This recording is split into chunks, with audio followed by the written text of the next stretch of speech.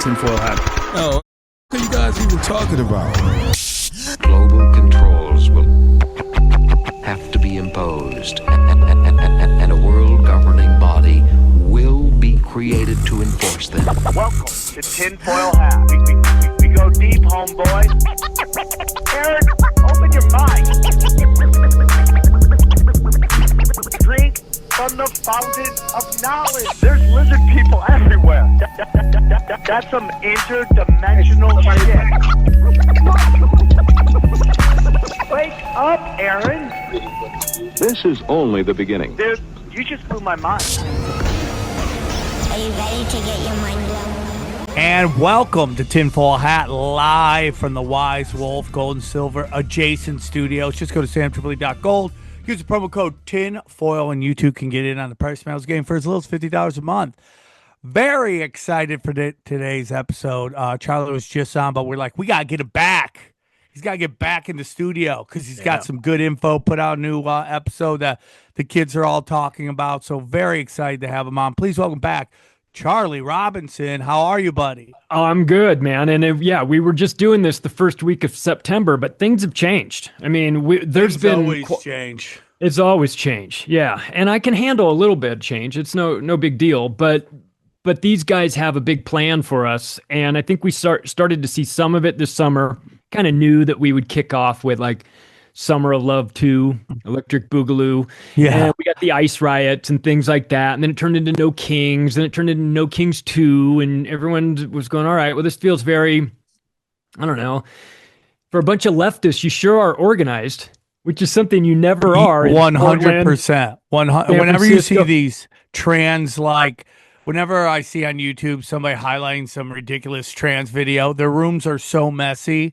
But you're telling me they're organized. That's what you're telling me. Right. Yes, the people who are confused about what their gender is, they're really good at planning international coordinated events that all go off at the same time. They're also great at raising hundreds of millions of dollars from people, from billionaires, so that they can protest billionaires. It is so crazy how these super intelligent people aren't smart enough to see what's happening. You know what? Yes. And I've come to an understanding about that. And it's not about intellectual horsepower, because there's some people out there that are kind of dummies, but they know what's up. They just intuitively know what's going on. I think if you get your news from certain sources, you might as well be living in a different planet. The way you see the world and how things work, depending on where you're getting your news from.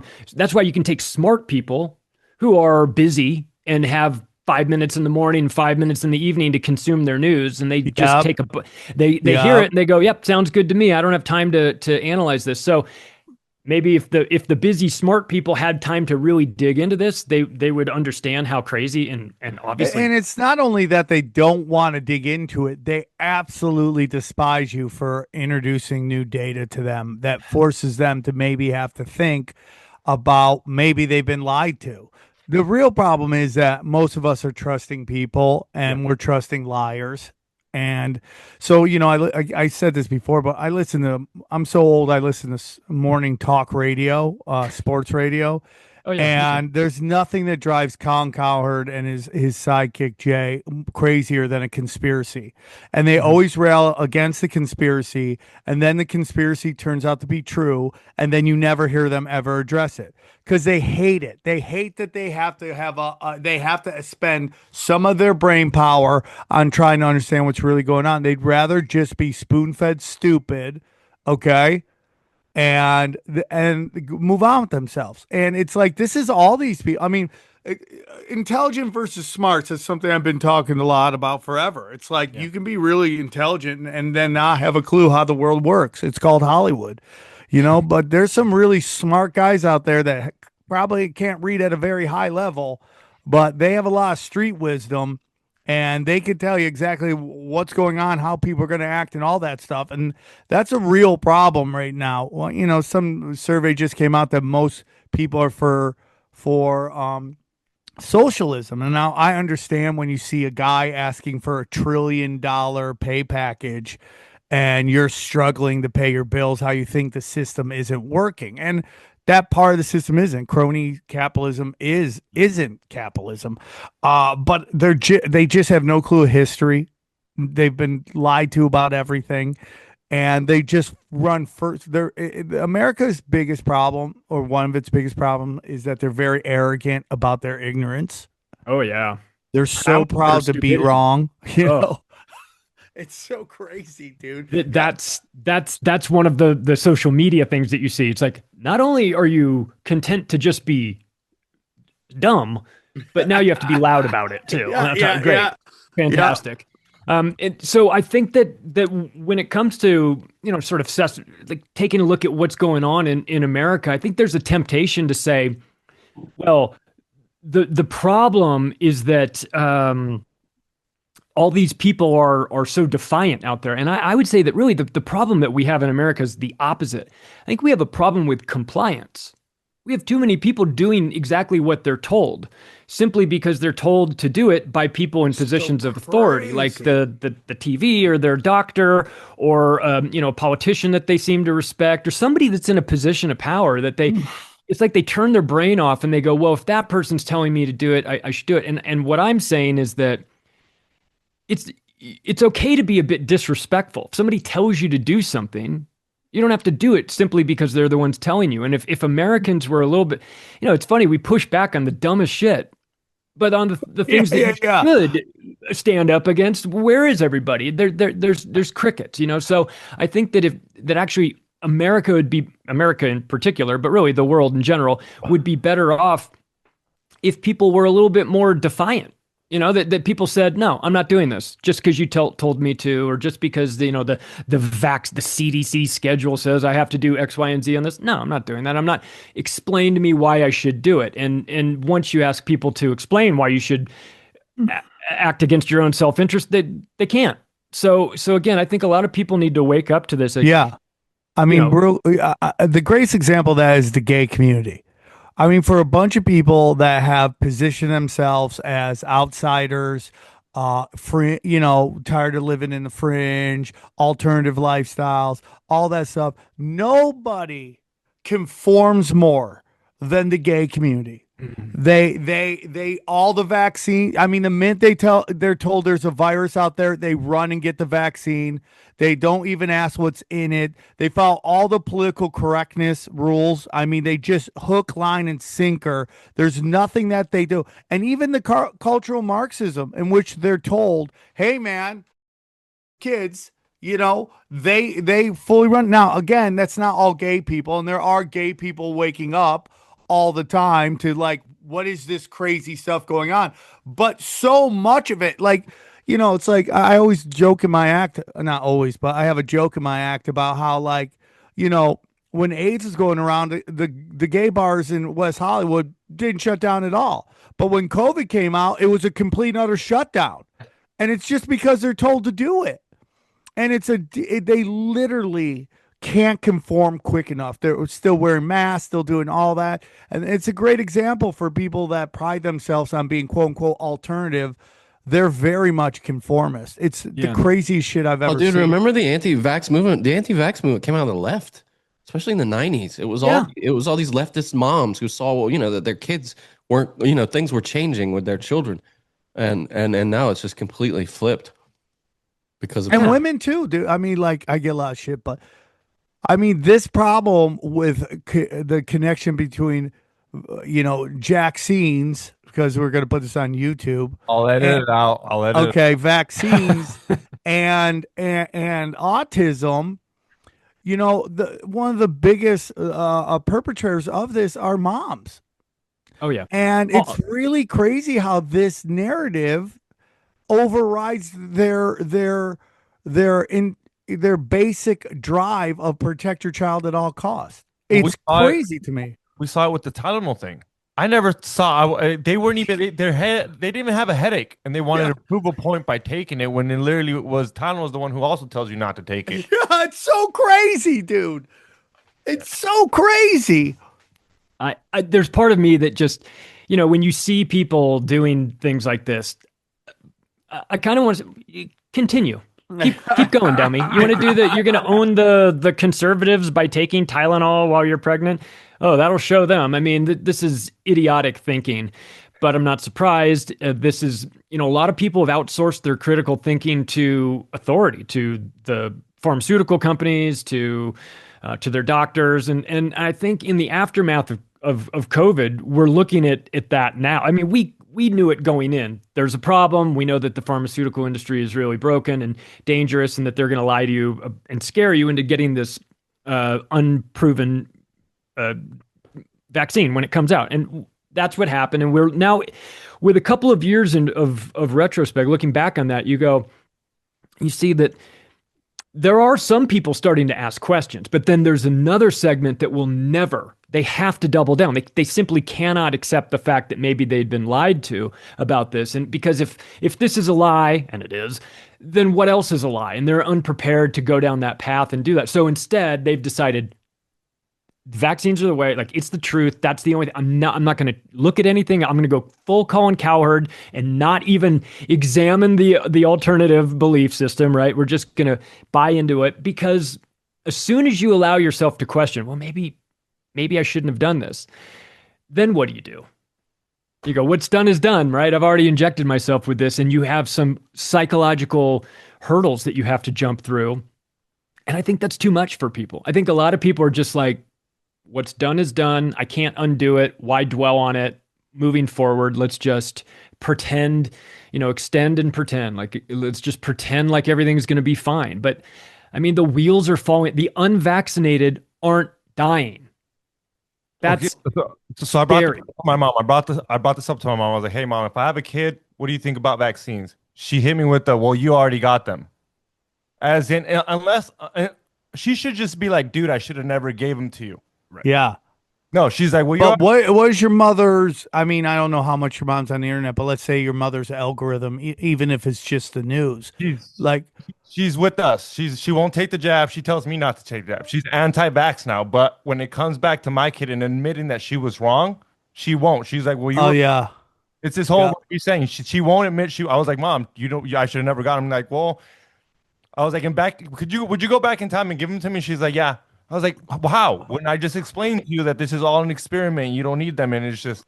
I guess I get their point. Like you're here, you made it. So fine. But even the amount, even though XG's the youngest one on this show right now, the amount of shots that he had to get is probably not even close to what they're giving kids now. Yeah, it's different. The solutions are different. The types of vaccines are different. I mean, it's apples and oranges at this point. And I've had that conversation with my mother-in-law about, our daughters fully unvaccinated, like not a single one. And there was a legitimate, I'm not even exaggerating. There was a time when we weren't certain that she wouldn't just take the baby behind our back and go get it vaccinated. Yeah. You know what I mean? That's Like a big that problem. That was like something that we had to act. It never happened, and she never threatened it or anything like that, to be clear. But it was something that went through my mind, because as committed as we are to understanding the truth of vaccines and digging into it, and we know what we know, and we know how dangerous they are, and we're not getting off of this point because we have undeniable research and proof pointing us in this direction. But arguing with somebody who knows none of that, but is simply reacting because that's the way it's always been done, or that's the way the doctor tells you to do it, or I don't want to be on the hook. What if something goes wrong and I didn't get the vaccines, and then everyone says I'm the bad mother here, right? So there's social pressure, medical pressure. I mean, Sam, with the first time when we moved from Vegas to California, and our daughter was like 1, and we had to interview pediatricians because we just weren't really sure who we were going to use. The first doctor that we went into his office, the first question he asked me was, how are we doing on the vaccines? And I was like, because there's so much money in it for them.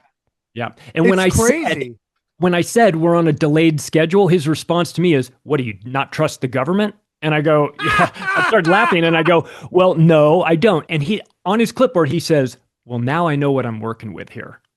And he started to write something down. I squeezed my wife's hand and I said, we're going to see ourselves out. Yeah, bye. And we left. Charlie, you're so badass, dude. That's so badass. But again, like, The only reason I was able to do that was because I was armed with information going in. And a lot of the moms that are sitting in that waiting room, they don't know what they don't know, and they want to do the right thing, and they're being told that this is the right thing, and there's pressure, and everybody they know is saying you got to do this. All the babies have done this. And if you're going to stand up against that, you're standing up against your friends and family and doctors and science. Stand up if you don't know. I mean, we've been let down by journalism. This should have been the biggest story last week. We talked about it on Broken Sim. The Telegraph reported that the UK government was withholding info about excess deaths because they thought it would disturb the public, was the quote, I think. Oh yeah, I mean that's Epstein stuff. They're like, if we release this, our government is going to disintegrate. Then burn it down. Burn the whole fucking thing down. And how, even if you're from the left, and you hear that, how don't you go, how bad is it? We should know. I mean, it's crazy to me. Like, oh, dude, we can't release it. I mean, our government will disintegrate. And you're like, aren't you the guys that were part of the BLM and Antifa that are like, let's fight the system, while simultaneously thinking that January 6 people were committing treason against the government? I remember I had a good friend of mine on Conspiracy Social Club. He was like one of the only he kind of stepped in as a guest because Brian couldn't do it. And his thought process is that it's systematic bigotry, but going into the building where the systematic bigotry was established is treason. You know, it's this burn down your friend's house, leave the government alone. Like, it's just crazy ass way to think about it. And I'm not telling anybody to go into the Capitol or any of that stuff, but if your government is so flimsy, if the structure of the system of the government in which you are operating in is so flimsy, and the people running it are so utterly corrupt that the Epstein file will destroy them, then that says more about the people that you put in government and your form of government than anything else. 100%. I mean, 100%. It should be able to withstand this. And depends how bad those files are. That's another thing, is like, how bad are they? I mean, they could be some crazy shit where everybody is involved, like everybody, where that's why it won't come out. Like, how crazy is it? Like, I think it's more about, this woman put out a clip where she's talking about Epstein's really about these CEOs of these major corporations all being involved, and what that would have for the stock market, because you would have a giant freak out and everyone would sell all their fucking stocks because they think there might be some blowback. Well, it's not even limited to corporations. We're seeing it with Larry Summers right now from Harvard, and he's having to drop off the OpenAI board. He hasn't left, but he's still going to teach. Listen, they said he's still going to teach. I'm hanging out with a kitty diddler, but I'm still good at teaching. It's like, when he's not wrecking the economy for Bill Clinton, or all these things. So I don't know. If Epstein can take down your government, or if truth in vaccines can take down your medical system, then take it down. Yep. And let it burn, because it's not a structure worth preserving then. If your entire governmental system is running simply because of blackmail, then you've got a problem. And if it's going to ruin the lives of all those people that it exposes, then I want it on the front page of the New York Times. Exactly. I don't care at all. This is a crime. If you are committing crimes against children, I have zero sympathy for you. And I don't care if everybody was in on it, or they've got you on video and you're doing it against your will, or whatever. I don't care. Yep. I totally agree. But back to the No Kings thing. It's like the first one was a flop. The first one was a giant flop because it got out that Walmart was sponsoring this, and I'll give XG's people some props, and I've done it the whole time. They are really not into No Kings. The Latino community, there were stories about how gang leaders were like, anyone goes to these things, you're fucking done, and they wouldn't go because the word was out that Walmart was behind this. The kings, the people who pay the peasants nothing, that they have to be on government assistance while working a full-time job. Yeah. So it wasn't there. So Johnny brought this up on a past show, that if you actually study the footage of the LA downtown No Kings, it is all journalists. and I'm not photographers. surprised. But it makes it look like it's busy, but it's just people with giant cameras just hitting everybody who's like, I'm angry, get this angle. I'm angry over here. And I mean, as a guy who's done comedy shows and the show sometimes doesn't sell out, and I had to take pictures of it looking like it sells out, you can do that. yeah, well, that's the whole thing. The angle, like Sam's right. Like it's just if the journalists know what to do, you can get the right angles, and it looks like it was a shit show or a pack. What's his name that is in Mexico right now with the long hair? What's his name? Derek Bros. Derek Bros is now, he's been on the show. We love him. He's now saying that there's nothing happening in Mexico, and he's getting a lot of pushback, and everyone's like, you're fucking crazy. But I go, I think he's probably right. Derek's that not happened to me crazy. in Portland. Yep. That happened to me in Portland. I go to Portland. They send me on a gig. I'm like, I'm literally flying into Riot. I get there, and the guys from Good Morning Jonestown, I was like, let's go see the riots. They're like, we haven't seen one yet. I go, how's that possible? Your town is burning. He goes, we don't know where they are. After the show, we're like, let's drive around. Drive around. It's a tiny little park with maybe 50 people, and they just shoot it so it looks like pure chaos. This is easy to do in this in the mainstream media era that we're in now. I remember during COVID, there was a great picture I saw. In fact, it was one of those pictures. It's a picture that says 1,000 words sort of thing. It was taken in a grocery store, and it was the picture was of the setup of the media getting ready to take a picture. So it wasn't necessarily the media's picture. It was the picture of the picture. Yeah. So the way what they were doing is they're shooting down the grocery store aisle. Yeah. And they're showing that all the aisles are empty. Like the aisle is empty with all the stuff. But the picture showed that all of the goods that had been on the store shelves were just moved behind the camera and stacked on this big table over there. And so the picture was of the camera getting the shot of the empty shelves while showing all of it just been moved behind. So completely immoral, by the way. They're all trained not to do that. They're all told not to do that in J school. And every one of them sold their souls, especially TV. TV news is the worst, dude. That's why, I mean, print media failed us too.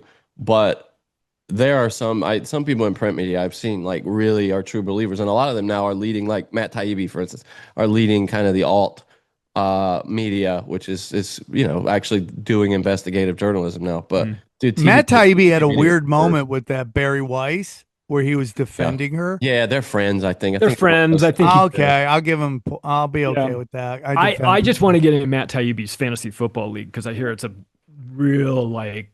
Really? Yeah. I hear it's like the best. That's great. Yeah. I'm getting murdered in two of mine. If you lose, if you finish last in your league, they kill you. But it's that's what I want. I need some steaks. Let's have some steaks, dude. Yeah, you're gonna swap out that defense. You better be paying attention. Who's got to buy this week, guys? Hey guys, listen. The fiat dollar is in chaos. Okay, it's chaos, and eventually it's gonna go bye-bye. That's why you gotta hedge your money you have in your bank right now into precious metals. You need to trust me on this. It will stabilize your money. Grab gold, silver, all that stuff. And the best place to do it is our good friends at Wise Wolf Gold and Silver. Let me tell you about Wise Wolf Gold and Silver. If you're paying attention, you know that de-dollarization is real. Fiat is fake, and you don't want to be left holding the bag when the dollar collapses. Gold and silver has been money through all of recorded history and are an excellent way to protect yourself from inflation and geopolitical turmoil. That's why I trust my friends at Wise Wolf Gold and Silver for all things precious metal. Veteran-owned and an A+ rating by the Better Business Bureau. No transaction is too big or too small, and you can even roll over your 401k or IRA into physical gold and silver. And if you think you can't afford precious metals, think again. With the Wolf Pack monthly membership program, you can get gold and silver delivered directly to your door for as little as $50 a month. Wise Wolf Gold and Silver also deals in and accepts Bitcoin. So go to samtripoli.gold, promo code tinfoil at checkout to receive free constitutional silver. And remember, in the world of bulls and bears, be the wolf. Hey guys, listen, I've never been busier. We're all busy, whether it's work, kids, you name it. It's a go time. It's hard to get a real good meal in. That's why you need the best meal kit company in the world, Home Chef. So whether it's the kids are at school or at home for the holiday breaks, the last thing I want to think about is what's for dinner. Home Chef takes the stress off my plate with fresh pre-portioned meals for the entire family, which makes weeknights and holidays so much easier and more enjoyable. Home Chef is rated #1 by users of other meal kits for quality, convenience, value, taste, and recipe ease. Home Chef makes cooking simple. They have fresh food delivered, easy recipes to follow, and meals that actually taste great. And now with Gordon Ramsay's, I love Gordon Ramsay. Gordon Ramsay's exclusive recipes on the Home Chef menu. You can enjoy 5-star meals without the stress. Choose from Gordon Ramsay's co-branded dishes featured across Home Chef's culinary collection. We're talking classic meal kits, express options. Each of those are crafted to make you feel like a chef in your own kitchen. Whatever kind of day it is, you can either turn to classic recipes with fresh ingredients or like 30-minute meals if you want something quick. You're coming home from work, don't have a lot of time. It's a great option. They have oven-ready trays. You just pop it in the oven, or even quick microwave options. Home Chef's got you covered with all of that. There's even a dedicated family menu for hassle-free, delicious dinners. And it's not one size fits all. Home Chef has over 30 meal options each week with choices for different diets and tastes. Plus, it's affordable. Home Chef customers save an average of $86 a month on groceries. Boom, boom, bang, pow, pow, bang, bang, pow. That's right. For a limited time, Home Chef is offering our listeners 50% off and free shipping for your first box, plus free desserts for life. Just go to homechef.com/tinfoil. That's homechef.com/tinfoil for 50% off your first box and free desserts for life. Homechef.com/tinfoil. Must be an active subscriber for free dessert. And we thank them for sponsoring the show. When I went on Rogan, I told everybody about G. Edward Griffin, his capitalist conspiracy. I mean, that comes out in the 60s, and that lays down everything. How they're being, the Mandani stuff is the best example of the hypocrisy of Uprise. I mean, the guy's like, there should be no billionaires. Why take a billionaire money? It's just crazy to me. We got to stand up against the Israelis that are doing all this stuff. As he's taking a picture with the Chabad guys with the hats, it's like, come on. And it's just like I'm just, don't worry, it's all rhetoric. I'm just telling them what they want to hear. It's crazy to me that they just want to hear what they want to hear, and your actions do not matter. No. I got in a discussion with Derek and with Dylan from Conspiracy Social Club, because Patton Oswalt was like, Joe Rogan has become the new L. Ron Hubbard, which is an insane thing to say. What the f- is he talking about? Because he was talking about, he was talking about how he used to have a really good friend that was an upcoming writer, and this upcoming writer was kind of in this group of young writers that had L. Ron Hubbard in it. And L. Ron Hubbard did a couple good work, some crappy work, and then all of a sudden he was the head of this empire. And Patton Oswalt was like, I knew Joe Rogan when he was just starting to gig, and now he's like leading the mat. And then, of course, he overinflates. He could change economies and change elections, and he was kind of like, and he said, a backhanded compliment, but I could pick like eight other road comics. I would imagine calling Joe Rogan a road comic. It's absolutely, because, and this is Patton Oswalt, who I totally respect as a comedian. He's an absolutely great writer. But it's like, this is a guy who was like, match, when it was about bailing out Antifa and BLM from jails and all that stuff. And like the 80 different masks he was wearing and all that stuff. And well, you said something interesting to me a couple days ago when we were talking about Rogan came, or it was on, I think it might have been on the Union show when Rogan came up, and you said he's the voice of two things that didn't exist 25 years ago, UFC and podcasting. Yeah. He's known for both of this. It's a really interesting component. So you could say what you want about Joe Rogan, that he's compromised or this or that. I don't know, but you can't say that that he didn't. I mean, he put himself in a position to get successful. He's just a black belt in everything, including talking. And Yeah. the Right UFC place, right brought time. everybody to his podcast, and his ability to talk is what kept him there. And it just grew, and then everyone started wanting to do it. I mean, I just have personal discussions with the guy all the time, and he tells me exactly how he operates. And it's nobody like if you should have Eddie Bravo on and go, Oh, I'd love to. who controls Joe Rogan, and watch him go. No, I mean, dude, he'd be like, dude, you're crazy. You think I mean, because it's like we've seen how like strong-willed Joe Rogan is. Like that's him, dude. That's like no one's gonna tell Joe Rogan who to put on a show. And Oh, all that I've stuff. seen back some of the times where he pushes back. Is that what you think? You thought that? You thought that? And he's like, whoa, like when everything's cool, and then there's like, boom, there's a little switch there, and you get on the wrong side. He blew up in podcasting before the industry and the everyone understood what a powerful tool it was. So And he made it look easy too. Yeah. He makes it look like, and let's be honest, it's not brain surgery, but it's not for everybody. Not everybody can do How what dare he you. did. He made it look. I remember. Can I tell you the first story? The first time I remember like watching his show and going like, "Oh, this is for me." I was at a job where I had to kind of be there and physically be there, but not much was going on. And I was watching a ton. I was reading and watching a ton of stuff. And this was 2010. And I watched this episode of Joe Rogan show, and he's on with Duncan Trussell, and they're talking about jerking off into the multiverse, and that it would be like a fractal of you jerking off like 8 million different ways. And I was like, this is the conversation I never knew I needed to hear. You know, I just didn't know that this was what I was going to be listening to. And I listened to him, watched him go on this for 10 minutes. And I was just like, that of course will never be on TV. I'm going to have to go somewhere else to get that. So in if some anyone was respects, smart, they would write a book on the tree of Rogan instead of the Rogosphere, but the tree of Rogan, and they would see what like how important Death Squad was.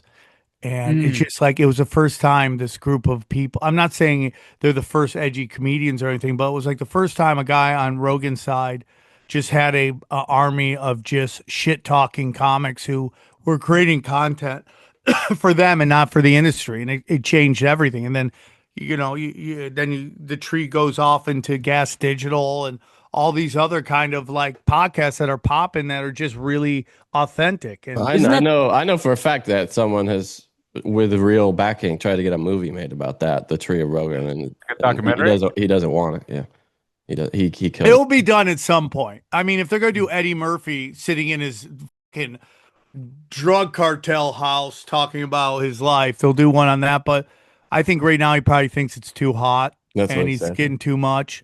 But there will be a time when we're much older and we're just old men talking about great days have passed. That will happen. maybe that's the strategy. You know, maybe he tapped into something early on. Do the comedy that cracks up you and your buddies. And maybe the world's not ready for it, and maybe Hollywood isn't going to accept it, and who cares? But you do it. And in his case, the world kind of came around to him versus him having to take it to Hollywood and be a big thing and do all of that. And you saw that like a bunch of dipshits on their couch with some microphones and a computer making better content than Hollywood spending $1 million an episode on some sitcom that needs a laugh track to remind you when I'm with you on that. Crazy. Let's get back to the riots. All right. No, I'm with you, dude. It's just like I love this topic that you're talking, so I don't want to say too much on Rogan, but you know, it's just crazy to me because all culture, dude, is faking gay. I mean, all of it's faking gay. In particular, the black culture, and you know, and people can get really angry for me saying I don't think anyone on the listens to the show will, but you know, it's just like when the NAACP backs a white female gubernatorial candidate over the black woman, that destroys everything they've ever done. It all rings hollow, and especially when you find out she's a former CIA agent. it just destroys it all. How do you take it serious? How do you take Obama serious? How do you take any of that? And that was the argument I was getting with Dylan last night about, okay, you're mad at Rogan for not pushing back on Trump because I felt it was like a kind of a counter to all the attack interviews he'd been getting before that. What do you say about Mark Maron and his two interviews with Obama and his one interview with Hunter Biden? What do you say to that? I mean, there's nobody crying about that at all. Well, it's the hypocrisy of it all. It's so frustrating because, it's like if you have a problem with us doing, I don't know, something, that's fine. But when I find out that you're doing the exact same thing that you're accusing me of, then get the fuck out with that stuff. So it's totally really tough. I can't take a lot of the people that are, on their high horse about this or that are deeply unserious people who I don't value their opinion. And so I really just, I don't care too much. People are like complaining, shaking their fist. Why is he doing that? He's interviewing Trump. Like you said, where was this out? Are you mad because it's Trump? Are you mad because it's a president? Are you mad because you just don't like the guy? Because we can pull up the interviews with Biden and with Obama and all this stuff where when it's your guys, it's fine. When it's the other guys, it's now somehow a crime. It's somehow you're Nazis and all this stuff. The inconsistency across the platforms with these people is the frustrating part. And that's the red team as well as the blue team. But I think the blue team is really taking it to a new level. But, I would be willing to listen to their complaints if they were consistent. If they were consistent in it. If it was like, I'm mad about this. Okay, good. That's a reasonable thing to be mad about. But were you mad about it when your guy was doing it? The answer is always no. So then it's like, well, then you want to get mad at this guy for doing it but what about when your guy? Now, if you show me some consistency here, it's a different conversation. But until I see that, it's just more nonsense. And it's more, and Sam, really, it goes back into that old adage that it's easier to fool somebody than to convince them that they've been fooled. And we see this psychological tactic play out day after day in your personal life too, when you try to talk to somebody about, as you said, like XG, like talk to your mom about the vaccines and everything. It's like sometimes some people, they just have a mental block there and you just can't get through. So it's interesting to watch the psychology of it all. I understand that people are frustrated. I'm not saying that you shouldn't be mad about the current situation. It's just that you're being manipulated by people who know how to manipulate you very well. And when you go out into these places in public, especially if you actually go out in public to participate in this stuff, you are walking into a huge trap. You've been caught by the flock cameras going in. You're getting scanned by Reaper drones. You're getting picked up by Scorpion devices that are all around. Everything on your phone is getting ripped off. They're just pulling it all down. Yeah, I agree. Walking into a trap. So for people who are genuinely mad about this stuff, I feel you. Like, there's a lot to be mad about. But if you think that the solution to this is going to a billionaire financed protest against billionaires, you're missing the plot, right? And it's not limited to No Kings or BLM or whatever, because this is going to happen in the future as well. So when the next event comes and it's in your area, or maybe it's nationwide, and you want to get out there and show your support, just understand that there's a bigger play here and that you might actually be walking into a trap. Yeah, I agree. I totally agree.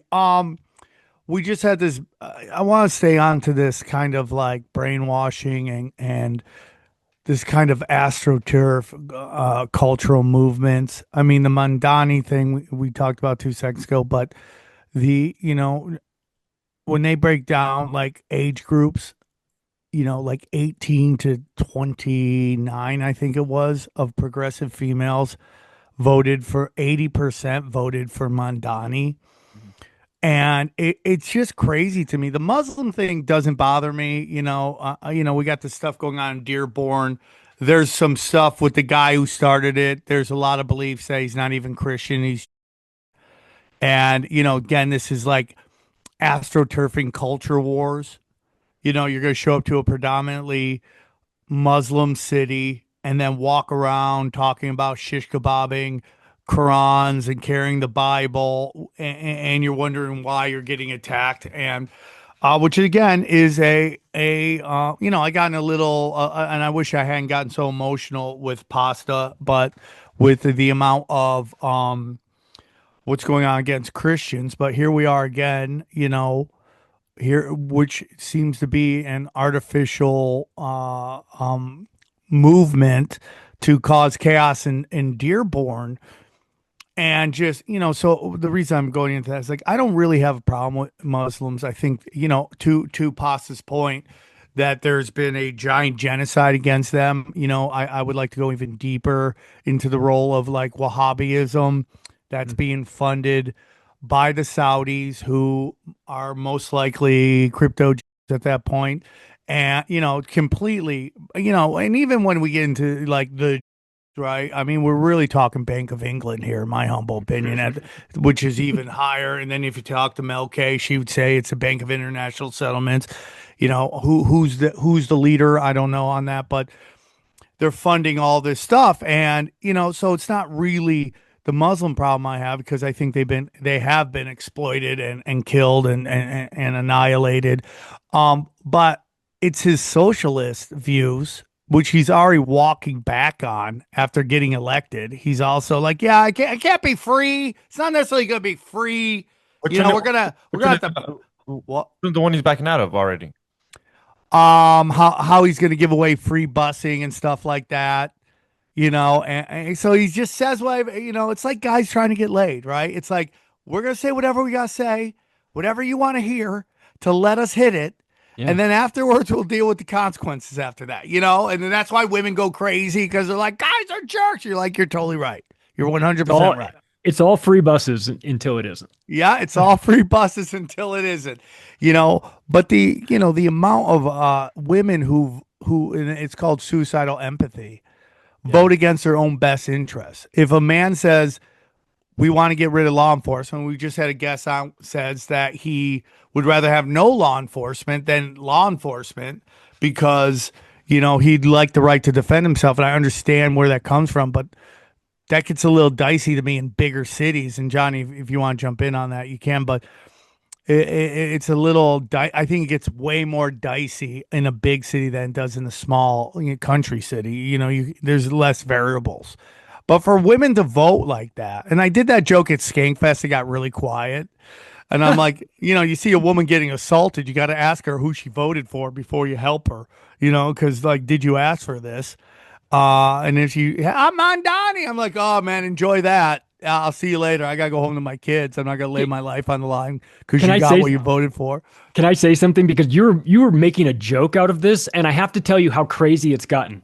Because in San Francisco, for the BART rail system, if you go up to buy your tickets, you can also ask for one of two different cards. You talked about like giving give someone your card. And the cards say, there's two different ones. One says, hello, I see that you are currently being assaulted. I got you. I'll be here to help you in the aftermath of it. And the second card is, help, I'm currently being assaulted. Please, I guess, notify my loved ones and find my body somewhere in a shallow grave. I don't know. I'm not kidding. Like, it sounds like I'm making this up, but the answer, the solution for the leftists in San Francisco to the problem of massive crime and assaults on the BART was not to do anything about it constructively, but was to print business cards that you can hand to somebody while you're watching them get stabbed to death on the BART train.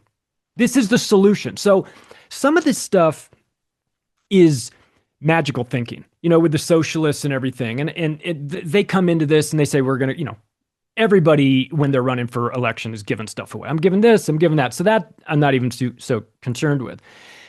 But the reason why 80% of young women are voting for this guy social is because they don't understand economics. They just don't understand it. They think that you can wave a magic wand and get all this free stuff. What they failed to recognize is that there's already people leaving the tri-state area simply because it's no longer feasible for them to live there. 2 million people have left New York, Connecticut, and New Jersey in the last 10 years. Did you know that? 2 Yeah. million. Yeah. And they're leaving because of the taxes and the craziness and all of this. When you get New York City gets 50% of their tax revenue from 1% of their residents. Before the election, they did a survey, and it's kind of unofficial, but they asked people, those who are making $250,000 or more, were you going to stay or leave? What were you going to do? Should he win the election? There was already 13% that said we're leaving. That was before he won. Now, if let's say that maybe that number holds, if you start losing the people who actually contribute tax money to New York City, and they leave and go to Florida and Texas, and by the way, they've taken a combined $250 billion worth of net worth with them in leaving so far to go to just Texas and Florida. If you scare the people out who make money, there's not going to be any money to pay all the people that want the free handouts. So his program's already going to fall apart. The free bus thing is only the tip of the iceberg. He was also talking about free healthcare for children who are 6 weeks to 5 years old. That'll bankrupt New York just with that alone. But it gets even crazier. He wants to reimagine the concept of private property with regard to owning rental buildings. So imagine this scenario. This is real. This is what he wants to do. Dude. I'm going to run this by you, and you tell me how insane this idea is. Okay. You're a tenant in a building. Your toilet breaks, let's just say. Rather than contacting your landlord to say, my toilet broke, can you come fix my toilet? What Mandami wants to do is you contact the city. Oh. The city comes to your house, fixes the toilet, and sends your landlord a bill for it. Now, your landlord has no say in this. They don't get to pick the company that comes in. They don't get to decide on the price. They don't get to say no. They just get the bill sent to them. If they don't pay the bill, the city will put a lien on their property. And if they don't get that lien removed, the city will take their building. That is the plan. That's the plan for New York City, just so you know. It's going to be a shitty plumber, a shitty whatever, because you're not going to get top-notch shit just like you don't now at the DMV. And it's going to be triple the price. Go to DMV and let me know how long that takes. So some of this just dumb ideas, just downright bad thinking, but it appeals to people. You know, it appeals to a voter who's got a broken toilet and the landlord hasn't fixed it, right? And they think, well, this would be great if someone will come in here and take care of me. The problem is it's the city, and they're never going to do what they say they're going to do, and it's always going to be subpar. It never does. Dude, Cuomo invented a phrase to cover the bullshit of politicking. He said, what is it? You campaign in poetry and you govern in prose. That's Cuomo. That was his phrase that he would when people were calling in him on his bullshit. He would just say that all the time because he's full of shit. I mean, and that's it. You see it over and over again. I mean, you saw it with the president. Frankly, I mean, like on this Epstein shit. Yeah, and New York, you've seen these policies installed. It's called California. I mean, De Blasio is politically nearly identical to this dipshit, and it was one of the. I mean, everybody hated De Blasio. It's unbelievable. It's just dumb. It's just dumb, and they're goldfish. So in San Diego, which is the most beautiful city in the country, I mean, it is God's country. I wouldn't say it's culturally like Rome or any of the Paris or anything like that. Our version of that's gone. It's called San Francisco. Yep. That we had that, and it's fucking gone. But San Diego is now in its rich kids destroy everything phase. And now they have this thing where the city will send around garbage inspectors. They're going to inspect your garbage. They're going to make sure this is here, and if not, you're going to get fined. They have now brought the TSA from the airport to your garbage. And you thought the TSA sucked. Well, I don't want to fly. I don't want to deal with the TSA. I'll never see them. Good luck now, San Diego, because now it's inspecting your fucking garbage. Look what? Just that it's in the right spot, like recycled. Where the recycle, is the recycling here? Is it set? Is the lid down? Like all this ridiculously unimportant bullshit. Is it because of the machine that lifts it up? Like it doesn't work if it's not. Because because I don't know. It's just because some stay-home person probably just had nothing going on in their life, and they just took up fighting bad trash. A Karen. I'm trying. I already teed off on chicks. I think I've used up that card enough this episode, so I'm trying to make it more broader.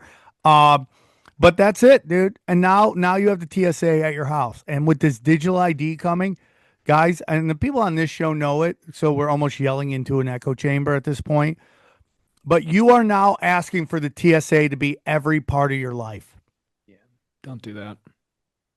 That's what they want. Every part of your life, dude. Get the government out of your life to the extent that you can, and in any way that you can. This is war.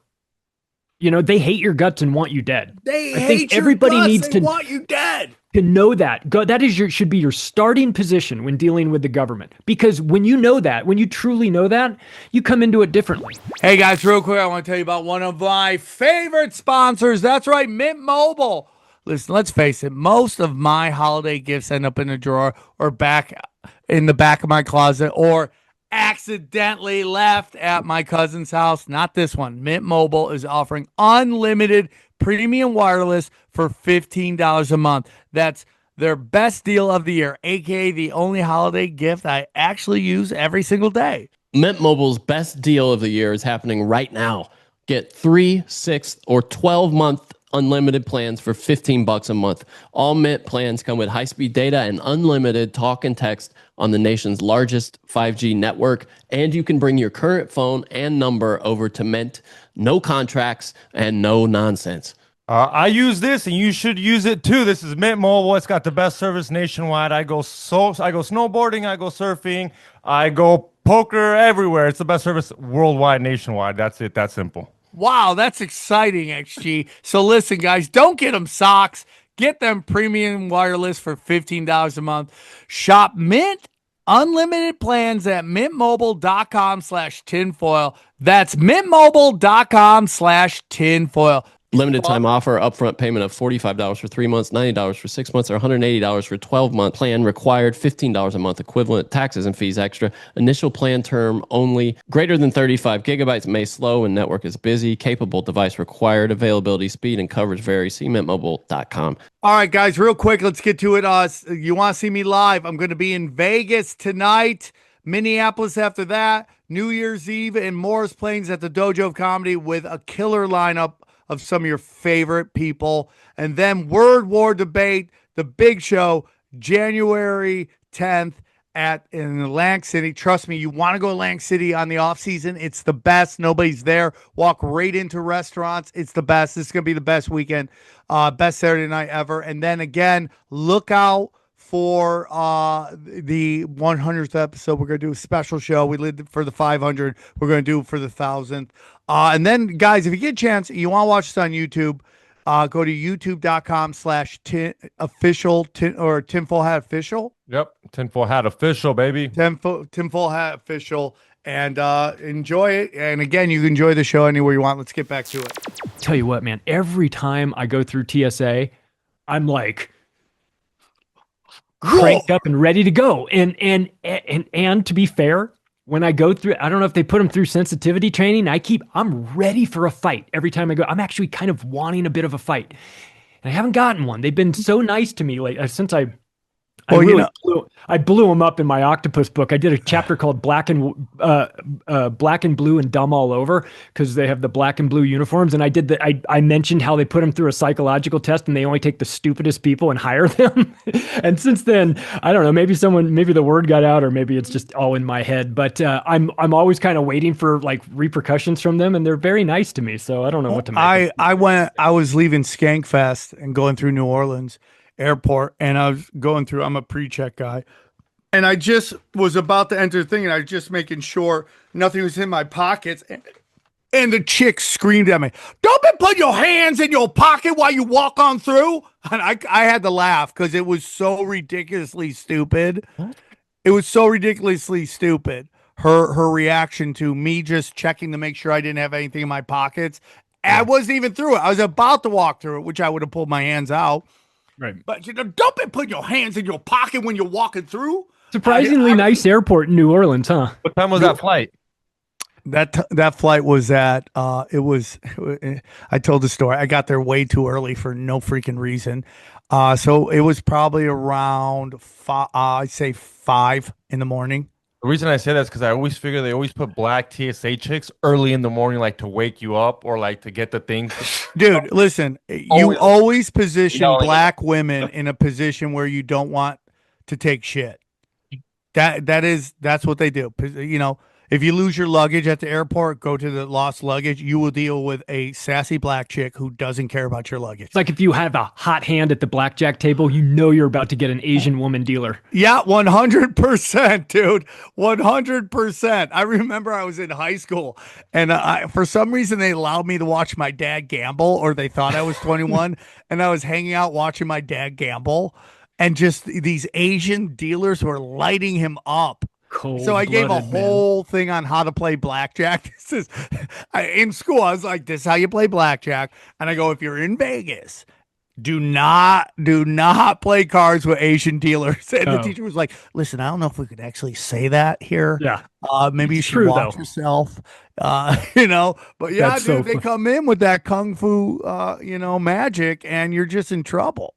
So they figured it out where whether it's Vegas or the TSA, when they really need to clamp down on dissent, there's a certain demographic that is brought in to do the job that can really. Nobody tells white people to shut up quite like a large black woman, right? Yeah, I mean they don't give up.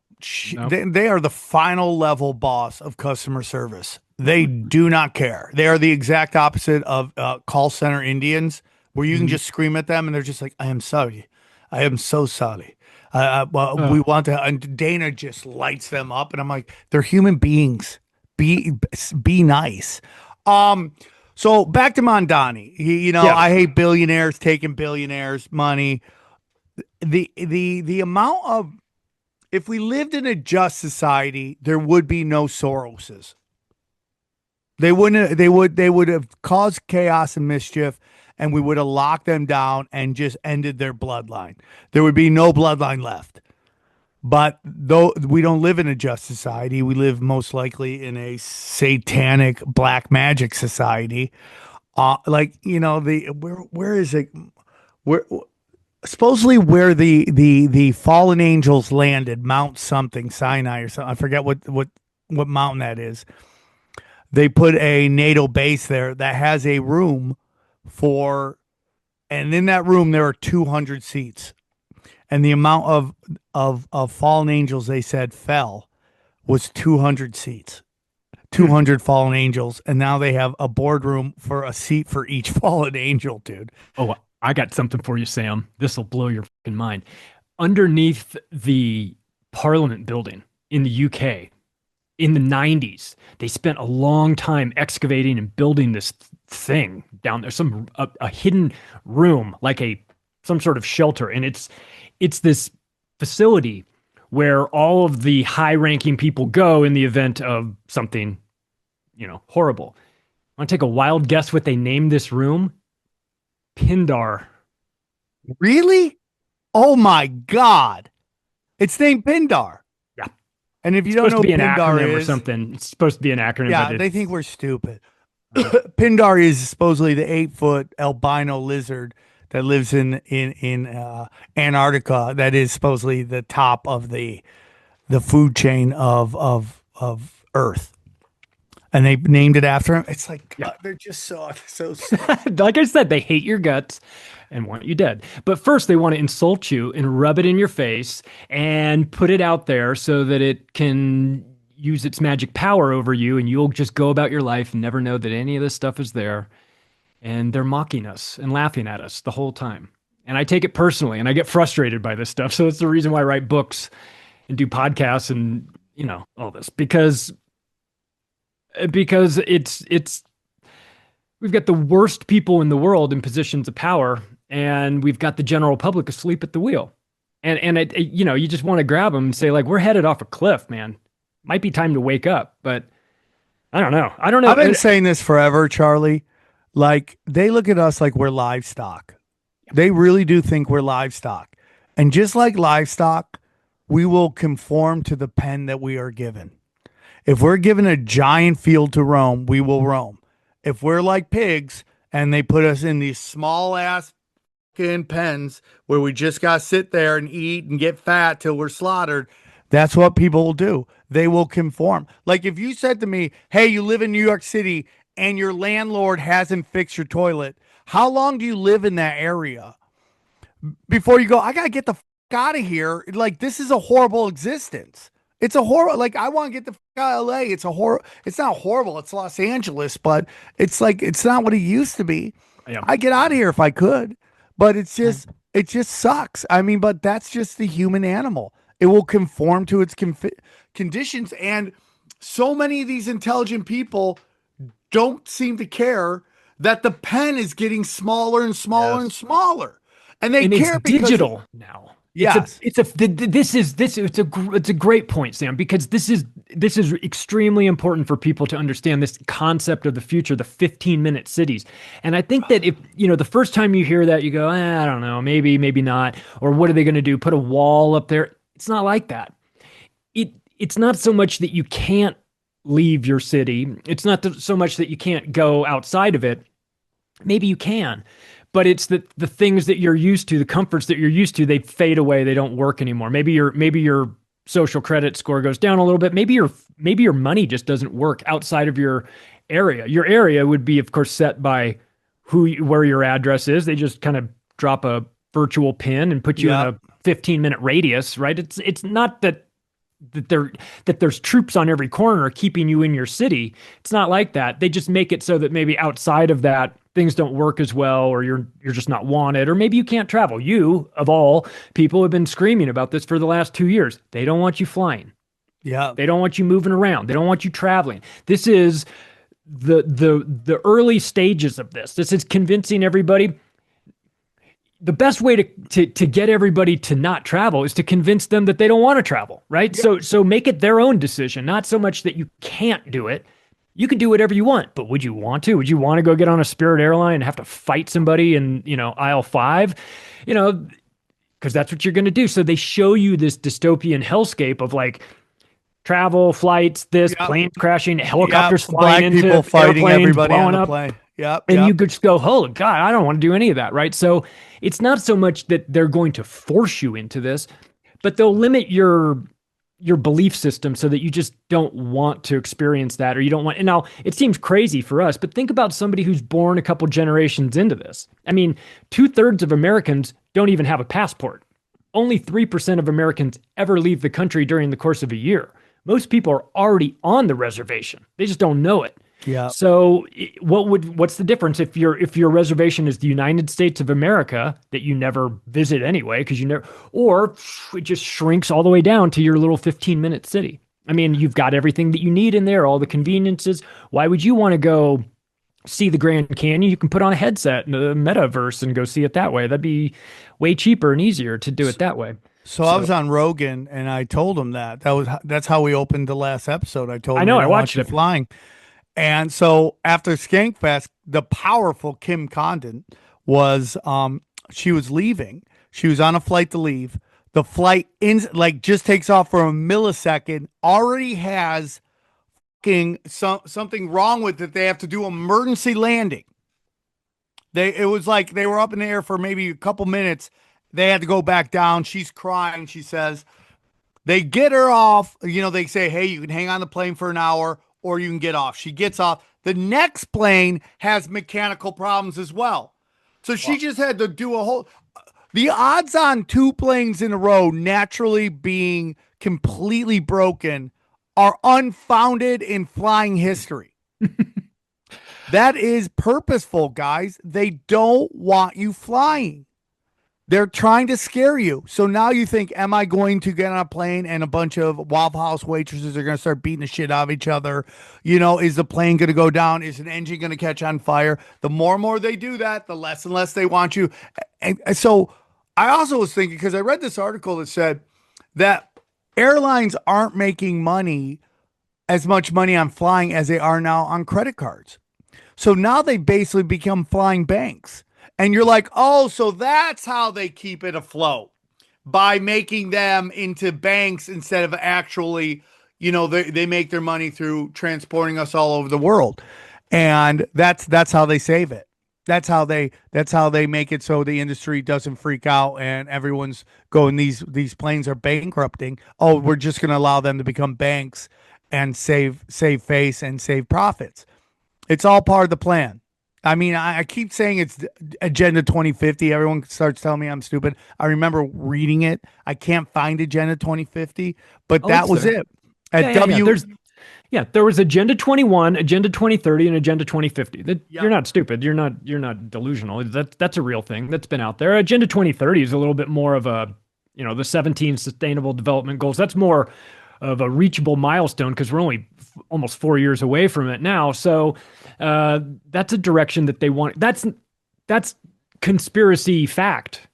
That's available on their website. You know what I mean? There's at the WEF, they have giant conferences where people sit on stage and talk about what a great idea it is to make it so people can't fly and only the rich, the elites are allowed to see the world. They openly talk about that. They're like, you're just going to sit on your VR glasses and be like, Cabo is great. That's what they want for you. And the only reason they're in that room is because the data has shown that they are complete psychopaths that have no problems with saying such incredibly dark shit and not seeing how evil it is. Well, it's like the conversation they had at the WEF when the Asian scientist was up there and he's saying, what we need to do is we need to engineer these ticks so that when they bite people, it'll make them resistant against meat. And people are like, that's a great idea. Are they still recording these meetings? Like, they'll record them like, here, you guys watch. Well, because that's revelation of the method. They have to tell us. I don't know why that rule is made, but whatever, the fallen angels had to put that rule in, and they have to tell us what they're doing so that Doesn't matter. Doesn't seem to stop them. That's because we're supposed to stop them, and we're just completely full of chemicals. And, it's like... Yeah. There's 600 over-the-counter medications or products that have a drug in it that blocks empathy. Just think about that. Man, we are in a chemical soup and we're fighting unseen forces here. But if you're aware of it, you're way better off. If you can start the process of removing yourself from this madness, from the information first, get yourself cleaned out physically. Like I said, I was just talking to Sarah over at Chemical Free Body. We were talking about parasite cleanses and things like that. The parasite cleanse she went through, she was explaining it to me. I was just like covering my ears. I was like, the craziest thing I've ever heard. We're really in it right now. They're getting us from every angle. And it's tempting to want to throw your hands up and say, it's over, we're never going to make it out. Or say, Daddy government, please come save me from, the problems that you have created for me.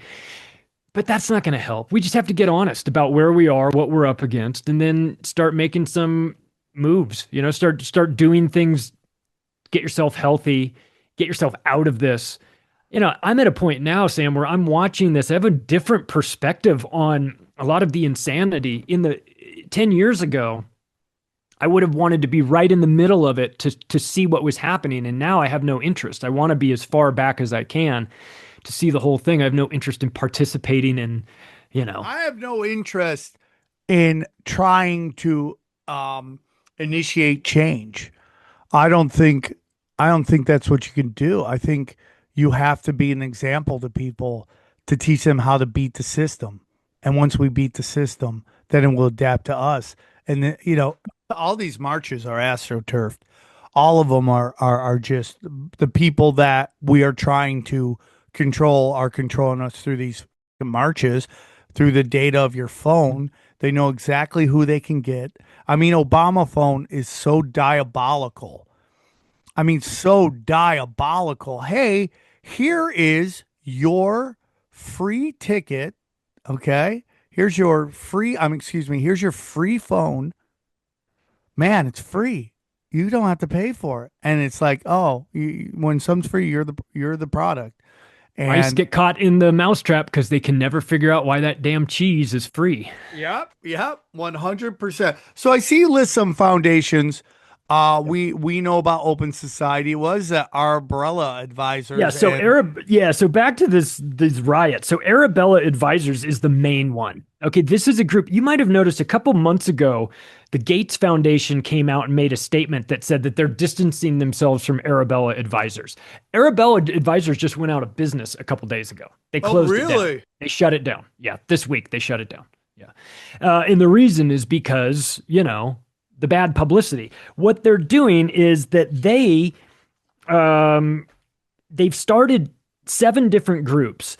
4 of them are 501c3 organizations, and the other 3 are 501c4 organizations. Most people haven't heard of a lot of them, but the ones that you might have heard is called the 1630 Fund. This houses most of their projects. It's the big money stuff, and they're raising money from Swiss billionaires.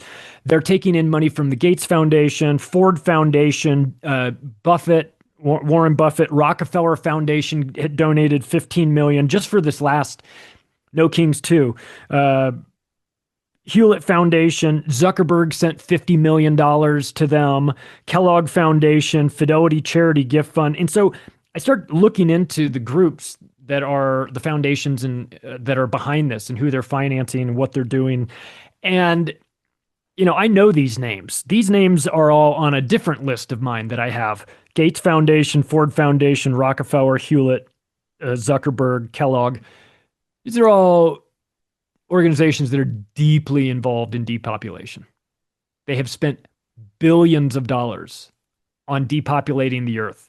So when you know that the groups that want everybody dead are giving money to this group, that should get on your radar. Arabella Advisors should, people that are knowledgeable about these protest events, they should understand that this is the group that's financing them. This is the group that took in, that spent $294.5 million on No Kings 2.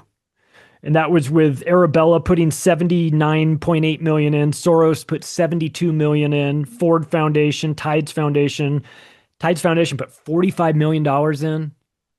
When they're not putting money into these protests, just so you know, they're financing eugenics. I was about to say, when you say put money in, do you mean like they're paying people to go protest? Like that actually goes down to the protester? Like here's $100, here's $100, here's $100? Yeah, it goes into the group that's running it, who's actually organizing No Kings 2. And the money just comes in from a variety of different groups. Actually, what you find is that they all give money to each other. All these groups give money to each other. So that whole AI, how the AI circle jerk is kind of making waves now. Everyone's like, this company's investing, this company is investing. It's the same with these foundations. You go, the Bill and Melinda Gates Foundation doesn't need money from the Hewlett Foundation. Why is the Hewlett Foundation giving them money? Gates Foundation should be giving everybody else money. Why is anybody donating to them? And then you find they're donating to each other.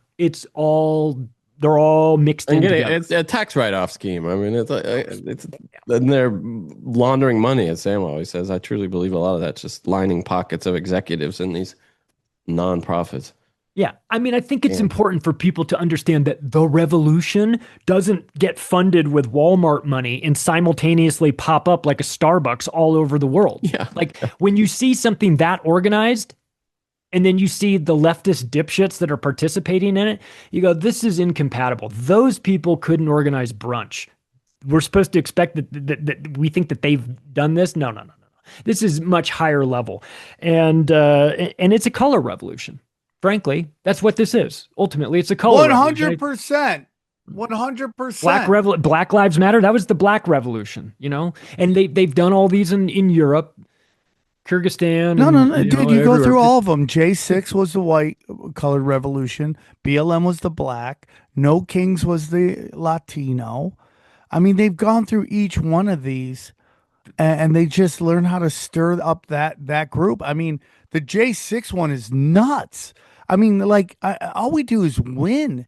I mean, now Johnny says it's changed a bit, but the information, but if the pipe bomber is a former district attorney, a district police officer who has turned CIA, Johnny, what was the change on Well, that? they said that the CIA or somebody came out and said, with the government came out and said that she was a security guard on CIA property one time or something like that, Yeah, trying to kind of back off of it. But yeah, I mean, still, I mean, they have cover stories for all of their people, so it's entirely possible that's just her cover story.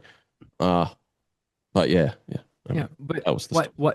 why are you involved in planting bombs anyway? Why did you need to plant a bomb on January 6th? I was told that all these crazy Republican people were out there doing all that. Like they were the ones doing it. And yet, who's planting the bombs? Calls are coming from inside the house. What a surprise. I mean, it's absolutely nuts. And just nobody wakes up to it because everyone just moves on. So who is this Tides Foundation?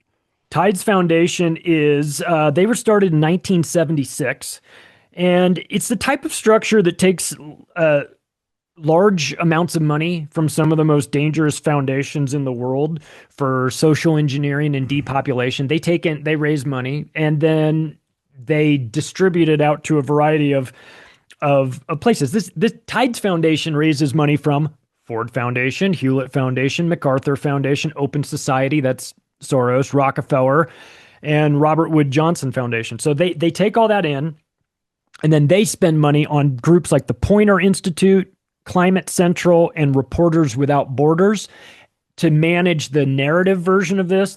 Poynter Institute is media. So they go in there and they spend a bunch of money on this. This is propaganda. It's a bunch of things happening at the same time. It's social engineering and depopulation, but always with propaganda. Wait, can you talk about Pointer just briefly? Because when I was in journalism, they part of our professional organization benefits were that we could get free Pointer classes, and they would come in and talk to us occasionally. That's interesting. They're scumbags is what I'm learning. Oh yeah. Oh, that's great. Yeah. Good.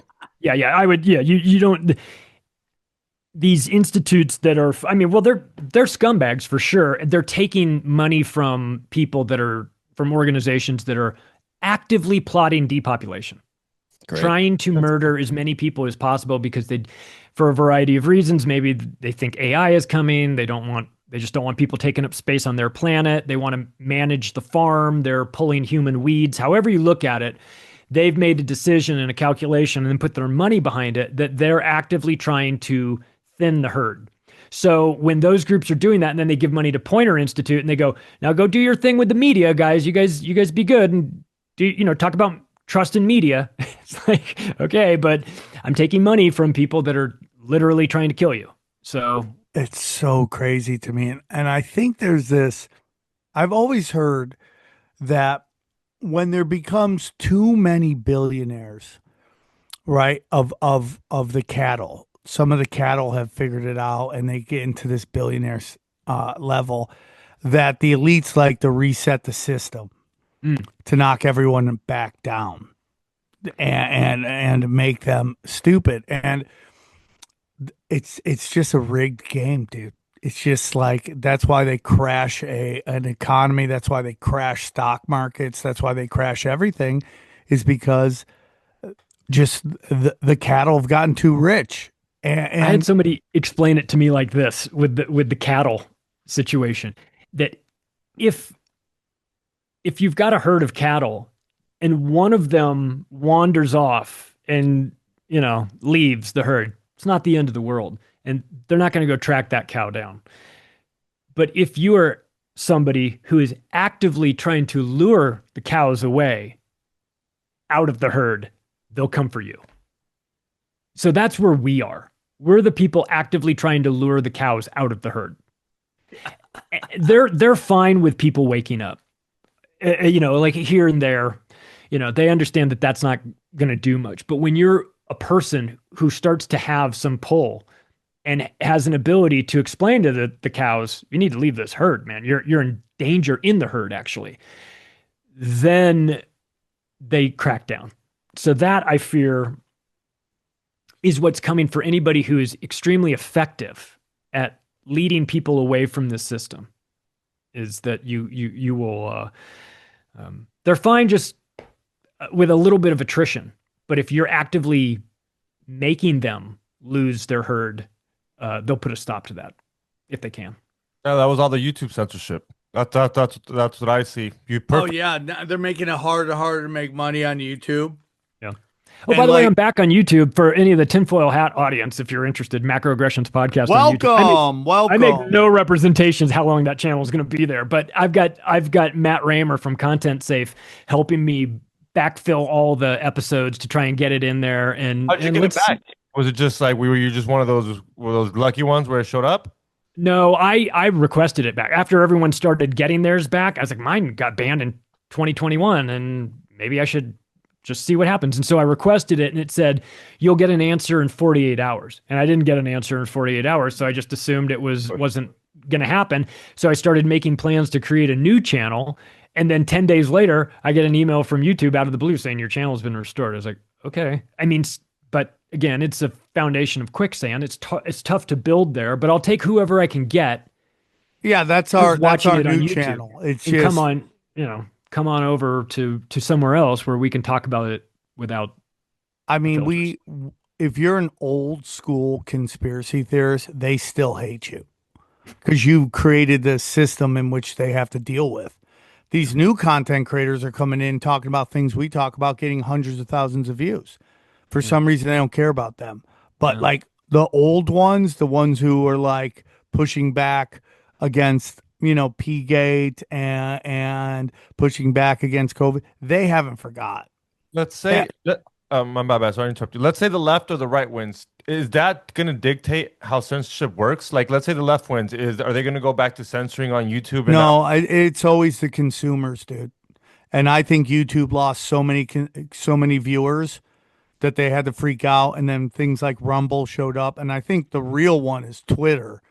Twitter started allowing just everyone to post whatever the they want, and it started getting a lot of traction, and they kind of freaked out because when YouTube was censoring us, Twitter was completely on lockdown through Jack Dorsey, so you couldn't do anything. He was only allowing retarded liberals to thrive. I mean, I would see guys I know who were like good comics and they were my friends, but they were tweeting the dumbest shit, and it was all from the progressive left and getting 30,000 likes and 100,000, 200,000, a million views. And so if you were one of us, you could get no traction on Twitter unless you were really well established before that. I got kicked off in 2020. I was coming back from Acapulco, and I made like a tweet, just a throwaway line, like, when are we going to throw Bill Gates into a volcano? And I got off my plane, landed in the airport, turned on my phone. I was, what's going on? My account had just been deleted. Okay, I just got two more questions. Well, one's a larger question, but Sigma Network, Sinema. Yeah, that's a Neville Singham Network. Neville Roy Singham. He's a Maoist who lives in China. He got chased out. Credit, I suppose, to this guy. If you're going to be a Maoist, put some money where your mouth is, right? And go move to China. So he did, and he lives there. And he's super wealthy. And you know what he likes to do? His favorite thing to do? Finance chaos in places like America. And so that's where we go. This is part of it. It's what they just call it dark money NGOs. And he's part of that. That Singham Network group is cultural Marxist trying to destroy society. Maybe they want to rebuild it in their image. Maybe they just want to see it burn. Doesn't matter. But that's part of the group that's involved with all of this. They've got endless money for this agenda. And again, going back to Pasta yesterday, and Pasta's come on the show and he said some really great stuff and really opened my eyes to the different forms of Marxism, and what's going on in Latin America is much different than what's going on in America. Like the Marxism in Latin America is really the people versus the corporations, the intelligence, and the government, which is completely different than what we see in America, which is the brainwashing of the youth into being retards and to kind of do this like anti-God movement. That's my opinion. you know. But what do you think the lore of communism is? Because I've said every bad idea. Let me phrase this to you, Charlie. What is if they and Johnny? I love anybody here. I'd love to hear what you think when they say seize the means of production. That is what communism wants. What does that look like to them? And then what do you think it actually looks like? So what it looks like to them, the sales pitch for communism is amazing. It's free stuff. We're going to live, it's unicorns and rainbows. It's so much food that you didn't even have to work for. It just kind of gets delivered. The sales pitch is not reality. The reality is that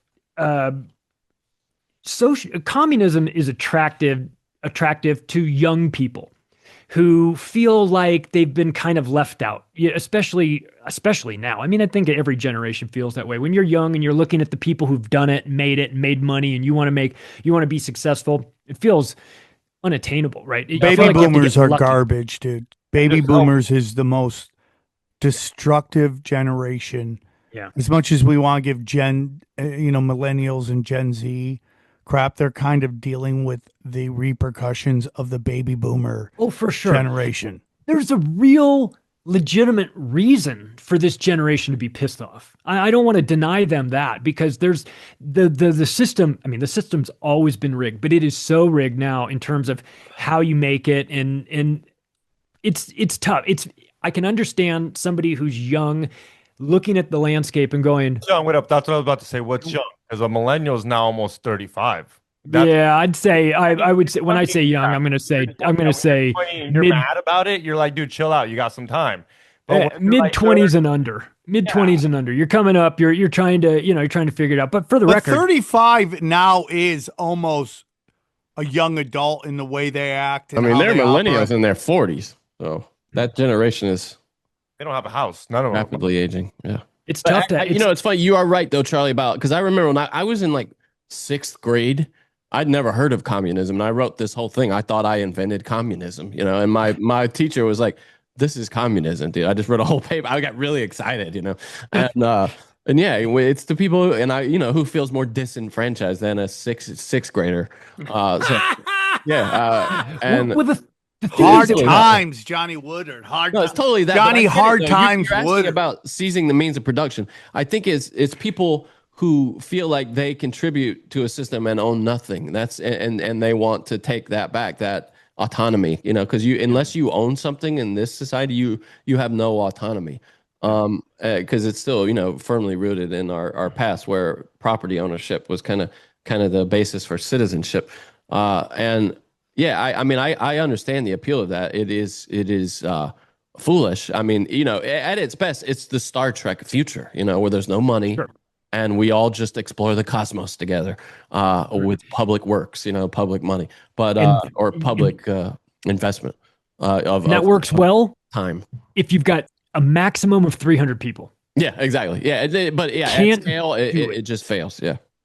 Yeah, and so I think that theoretically, the seize the means of production and all this is those big bad capitalists have created this system that's completely unfair. And if we were in charge of that system, we would make it fair. So you get the Bolshevik revolution, right? And they murder everybody who runs the factories, and they're going to seize the means of production. And they get in there and they go, all right, now who knows how to run it? And nobody knows how to run it. And they've killed everybody who knew how to run it. So what they do in the Bolshevik Revolution? They brought in the Americans to run it. They said, we've up here. We've killed basically everybody. Yeah. And everybody who actually knew how to do any of the things that we need to do, we're in a problem here. We didn't learn how to do it before we killed them, so now we don't know how to do it, and they're gone. So they bring in the Americans to run the corporations in Russia in the Bolshevik Revolution, which is, of course, what they wanted. And so we're in there. So theoretically, sounds great. In practical nature, when you seize the means of production, you better know how to run it too. Because if you don't know how to run it, then you've got a factory that's not producing anything, and you're all going to die and starve to death. So it's theoretically, the idea of it, like you said, Star Trek future sounds appealing. And for people who have nothing, you have nothing to lose. You have nothing you have to give up, right? The idea you're going to share all this stuff with me. Great. If I had to share with you what I have nothing. So this is a good deal for me. Once you actually get to a point in life where you have something and somebody else proposes you, hey, what if we did a deal where you give me half of your stuff? The person goes, doesn't sound like a good deal to me. Why don't you go get a job and do it? It's like, well, I'm not into that. Right? Well, then if you're not into that, then I can't help you. I'm not going to give you half of my stuff simply because you think that this is the way society should run. So it's in concept, it's like a great timeshare sales pitch presentation. Like you walk out of there, you're ready to go. You're ready to sign up. You're envisioning yourself in Hawaii once a year. But when you get home, you're going, what have I done? I'm trying to get myself out of this timeshare contract. I don't want to be involved in communism. It was a sales pitch that doesn't look anything like it in real life. And I think a lot of people who are young and maybe even well-meaning think that this would be an idea where we can help the less fortunate. And if it was about that, I'm in favor of helping the less fortunate if they have the drive to do something with it. Right. They have by no fault of their own. But if you're choosing to be less fortunate and just gimme, that system doesn't work. You're just bad at math. There's just not enough money. Socialism and communism is great as long as you have somebody else's money to spend. The minute that money runs out, it's the dumbest idea you've ever heard of, and everything collapses. So in real communism hasn't been tried. Because it can't work. Here's the actual definition. According to ChatGPT, take it for what it's worth. But the quick definition, seize the means of production means workers take control of the factories, tools, land, and resources used to produce goods instead of things being owned by the private individuals or companies. It's a phrase often associated with revolutionary socialism and communism, which gets into almost mob and gang situations. You're always as long as you have the super smart and the psychotic, you're always going to have a power structure. Always. Someone will always take control of something. And by the way, what also isn't in that, and if you study like all these communists, they were talking also about wives. That there would be no marriage would be about a man and a woman, but women would become community assets. Think about that, ladies. Like all you voting for Mandani, what that means. It's basically you get passed around, and that's what communism believes. There's no man and woman relationship. There is woman relationship with the community, and you're used and abused, and you're passed around. That's what that means. And all these 80% of women voting for him have talking about body autonomy and women's rights. Communism is anti. Go look at every single communist. So all these communist countries, many of these socialist countries, real socialism. How are women treated there? Hey, Sam, do you think he's a true believer? Who? Mamdani. Do you no, think he actually I think he's an that? actor. I think he's like, again, it goes into Albert Pike's his quote, which was, when they need a hero, we will supply it. When they need an enemy, we will supply that too. So that's exactly what they do. I don't think that's a real quote, by the way. I just wanted to say. Well, I don't care. It works. Okay? It does work, but I don't. It's an apocryphal quote. But if he's not a true believer, how do you think he's going to govern? Like, why are we worried about him? Like shit. He's going to end up doing. He's going to end up getting a lot of pressure. The character of it, but like his policies. What do you think his policies will be? Do you think he will govern? Do you think he's a true dyed in the wool, socialist? I think he's a rich kid socialist. That's what I mean. And once he gets in, he's gonna play ball with all the elites because that's where all the money is. Yeah. And rich kids are full of shit. I got one question. What happens when AI takes over all the jobs and we got to give UBI? Because according to that's about to happen. They're saying 5 years out, 10 years max, no truckers. And then that's when you kind of do have to play that card of what are these people going to do for jobs? So we're 10 years out. We're 10 years out. We're arguing about something that's going to be relevant in 10 years, I would say. That is the Star Trek future, by the way, was that's the backstory of Star Trek, is that once people were kind of liberated from the need to to perform duties, in society, they were free to explore, and they abolished money and that whole thing. So I don't think it works quite that way. Unfortunately, I don't either, I dude. think we're in for a rough couple of decades there when people. Because do you think these companies are going to suddenly be like, no, we're not going to keep all these profits that we now make without, with a fifth of the workforce? No, it's going to be. They're still going to be lobbying, and they're going to have more power than ever. And yeah, boy, UBI. I don't know what UBI will be here anytime soon. UBI scares the shit out of me, dude. Yeah, it scares the shit out of me, and it also destroys creativity. That's what I mean. Yeah, I mean, because why would you be creative if you have no just enough? Like when you see China goes, we're going to get rid of poverty, and now I know everyone goes, that's great. Getting rid of poverty is great. Okay, I get that, but you also don't understand how much incredible art, how much credible ideas come out of someone trying to change their family's fortune. This desire to rise out of the situation. You take that away. I mean, we all basically become our house pets. We have nothing to do. We just wait till they feed us, and we just do whatever we want, whenever we want, which is just sit around and do nothing. And then you look at a lot of these Latin countries that have socialism. The way you really get out from poverty is sports, maybe art, maybe you become a great singer, okay? Or you join the black market and you start doing black market fucking cartel shit. That's how you fucking get out of that shit. I mean, it's crazy to me.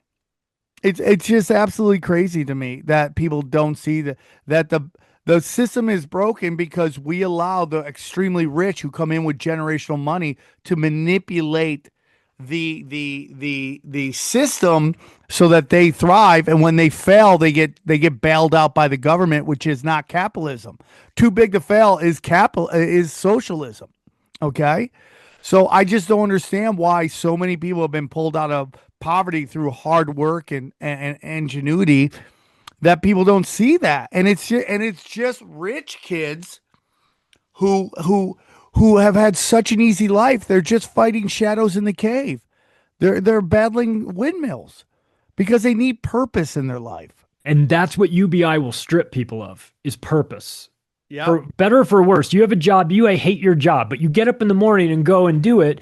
There's things on your calendar. What if your calendar was totally empty, like forever, and you never had a job and you didn't have to do that? Some people, that'd be great. I'd play video games all day. Okay. But for anybody who has any sort of internal drive, motivation, a desire to be better, it gets totally stifled and crushed out of you, because what's the motivation for me to do better if I know that I'm capped, that I can never really achieve anything?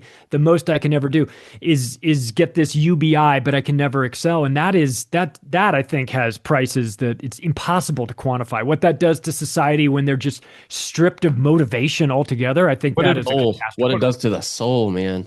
What if it creates conformity? I mean, like Hollywood is a great example of that. It got away from art and it got away to conformity, people were just creating art not for the consumer, but for the suits they were pitching it to, which are the elites of Hollywood. And then it just destroyed art. It no longer was about creating greatness and inspiring people. It was really just about selling a show to suits that just were looking for this cultural Marxist bullshit. And that's why Hollywood is dead. They have nobody to blame but themselves. If UBI has to happen, what if there was like a tier of UBIs? Jesus, XG, we know you want UBI. You're just like, well, what if it's like this?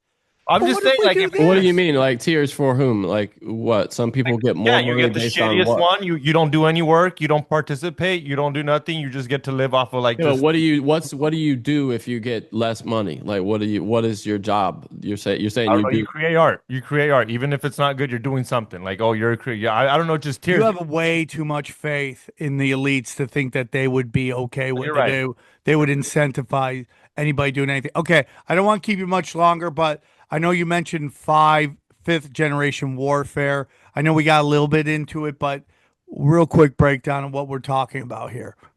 It's the warfare that isn't necessarily bullets flying your way. You know, we've been in it. For those, it's psychological operations, it's economic war, it's economic weapons, things like sanctions and manipulation and tariffs and supply chains and all that stuff. It's not tanks on the corner that force you to feel a certain way. It's hidden. It's more subversive. It's information warfare, cyber attacks, disinfo campaigns, and Smith Modernization Act of 2012, which legalized propaganda. All this stuff plays a role. Social manipulation, political subversion.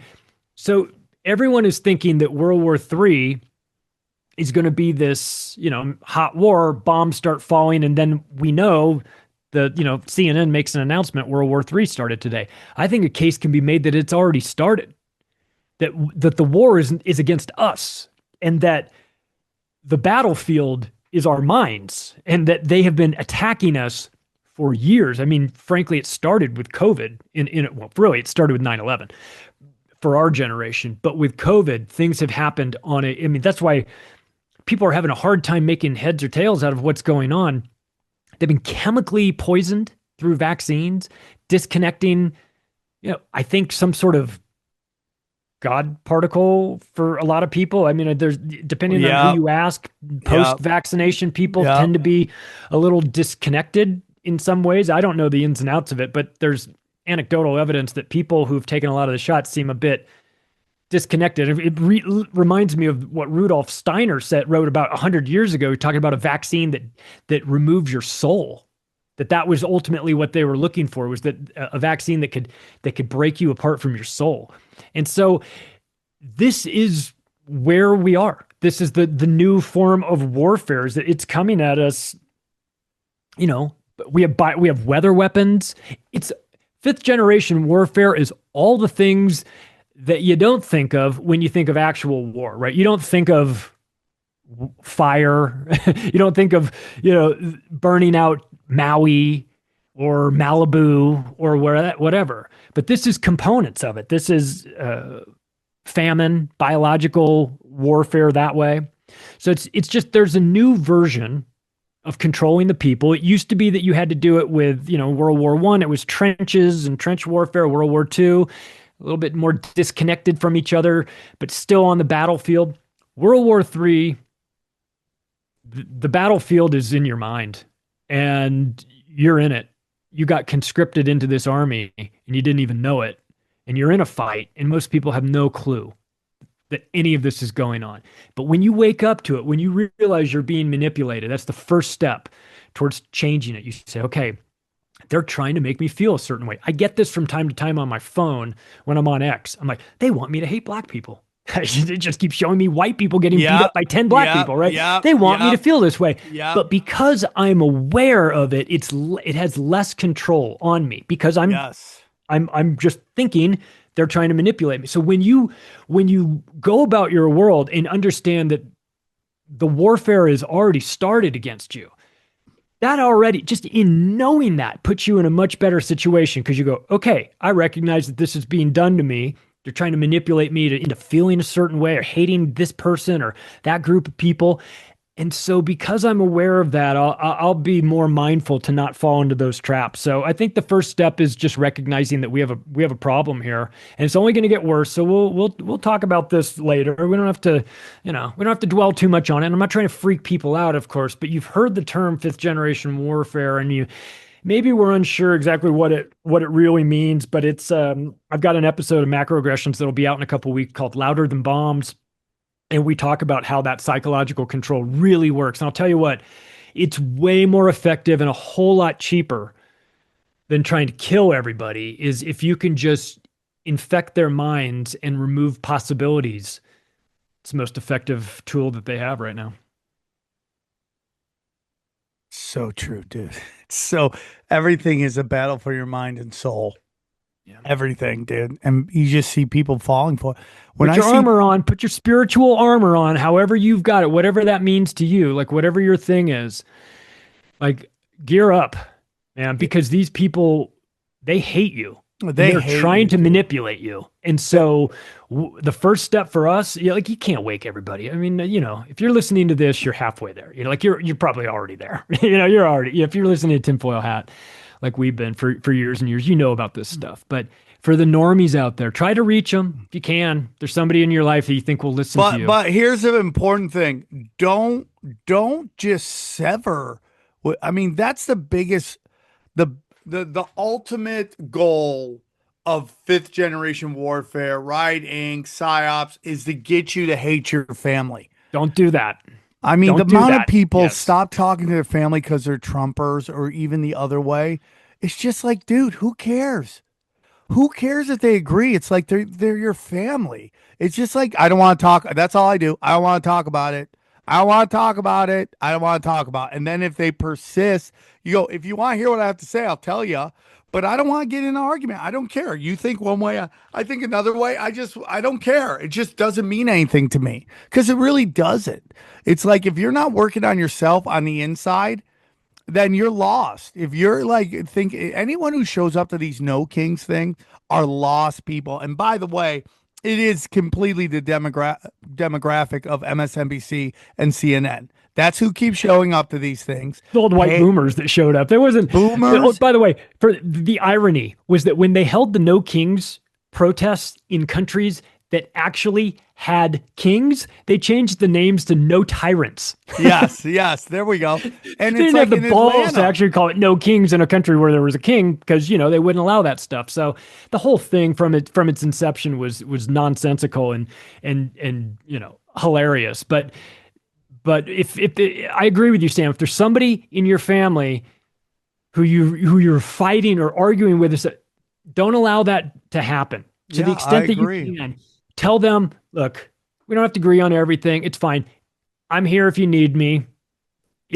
I've had this has been my policy on the vaccine stuff with people. I don't want to turn it into a lecture for my friends that aren't really super into this. I just say, I'm here if you need me. Don't take the vaccines. There's plenty of questions about them. Please talk to me first. Live your life and do whatever you want. I'm here if you need me. But man, the days of me like standing there and lecturing people like, let me tell you how those are over. I don't have time for it. It's not effective. I look stupid doing it. You don't want to hear it. I'm here if you need me. I'm here if you have questions. But the sales pitch for this is not going to happen. You're either on it or you're not. And frankly, I don't have the energy to convert everybody. I want people to wake up. I want everybody to get out of the way of this stuff. But if you can't see it after what we've been through, maybe it's not your time. All right, buddy. One more time, Charlie. Tell them where they can find you. Macroaggressions.io. You can find everything going on with the website, with the podcast, the books. If you're into audiobooks, consider getting The Octopus of Global Control. It's 23 hours of audiobook. Hypocrisy, Surviving in a World of Cultural Double Standards. They're both available in audio format. Please, please, please get your news over at activistpost.com. Bookmark it on your desktop if you're somebody that gets your news mobile. We didn't build an app. Too much centralized control doing that. So just pull up a browser on your phone, go to activistpost.com, bookmark it, and check it out. And it's a great place for outstanding articles by journalists that are talking about things when it's dangerous, not safe, dangerous. So yeah, dangerous. All right, brother. Yeah. Great show. I hijacked your term, by the way. I've been using that safe, dangerous, and dangerous like a beast. But it's one of those ways in which you differentiate people talking about information. We're now talking about the same stuff, but when you were talking about it matters, and we were talking 100%. About it when it was tough to do. So good to see you guys again. Crushed it, buddy. Thanks, Swarm. Talk to you guys later. Let's break down the episode. All right, let's break down Charlie's episode. Charlie, bring in the heat. Ooh, I like the way it ended. How you guys told everybody to cool it down, especially because Thanksgiving's coming up. So it's just like, if they want to ask, if you want to wake someone up, they'll come to you. Dude, I've been telling you guys, the key isn't to wake anybody up. You put the information out there. and let them find it. And if you're fighting with your family, you're losing. You're playing right into their hands. So let it go. Don't engage it. And I've done this thing. I just learned. I don't know why it works, but if I'll go, oh, Epstein was some Mossad agent, and they're like, no, he wasn't. I go, okay, okay, whatever you want to think. And they're like, well, what do you mean? And it's like I don't know what that is, but they just get so engaged, and it's like I just don't care if you don't believe me. I just don't. It's just like I wouldn't say it if I didn't believe it. And if I didn't totally believe it, I would be like, this is what people are saying. I don't know, that but response, like if you say that response to me, all I think is so much. You're like, oh, whatever, dude. yeah, you want to Now believe, I you want wanna to do. know. I'm Now just I not wanna here to know. argue with, right? That's my biggest thing. I just don't want to argue with motherfuckers. So I'm just not going to get into it. I don't care. So that's kind of where it is. So, I have friends of mine who's like, I don't talk to my family anymore. I'm like, and how is that winning or you being on the right side of history or any of that shit? That sounds absolutely miserable to me. Dude, I mean, we had somebody tweet the other day, like, we unfollowed you because you know this. It was about you, Sam. Like, this guy right here. You work with him, and it's just politically they disagreed with him, and the guy. So, like, come on, man. That's really how you're. I get it. It's tough at the dinner table, but family's family for a start. You gotta. I mean, going into Thanksgiving, I guess this is appropriate. Let it to talk go, about. let it go, Yeah. let it go. Be the change that people need to see. Yeah, be an example. That's how you do it. And it just sucks that there's so many people that are just lost in this shit, that they are just so consumed by these psyops and fighting these windmills while like real crazy shit's going on. And it's absolutely insane to me. So I don't know, man. You just gotta.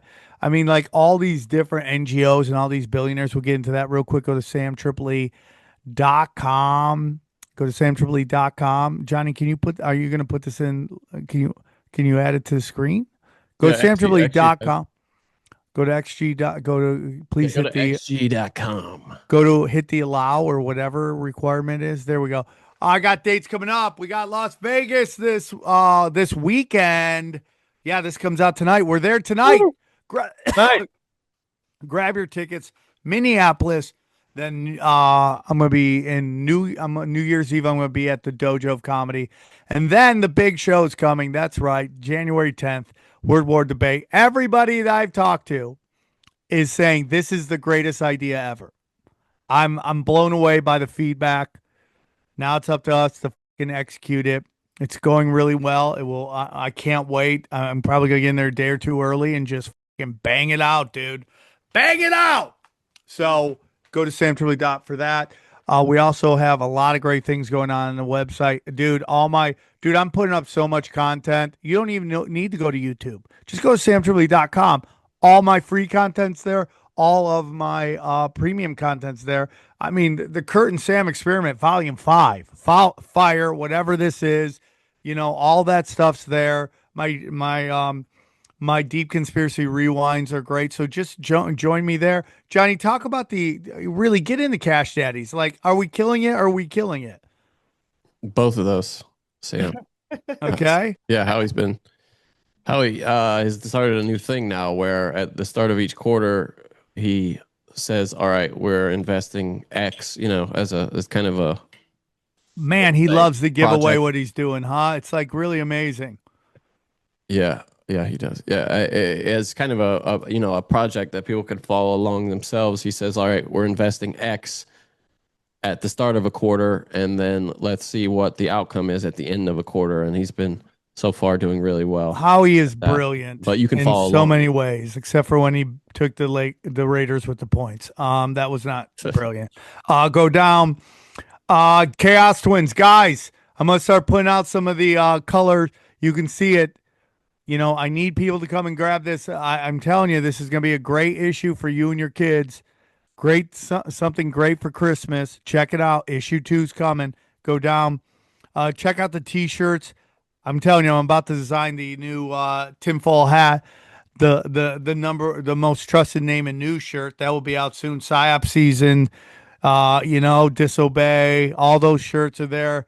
Modern Day Prophet, Wood Army. Come on, join the Wood Army, dude. It is on fire, dude. Everyone loves it. It's a 7-nation army. Couldn't hold us now. And then go back.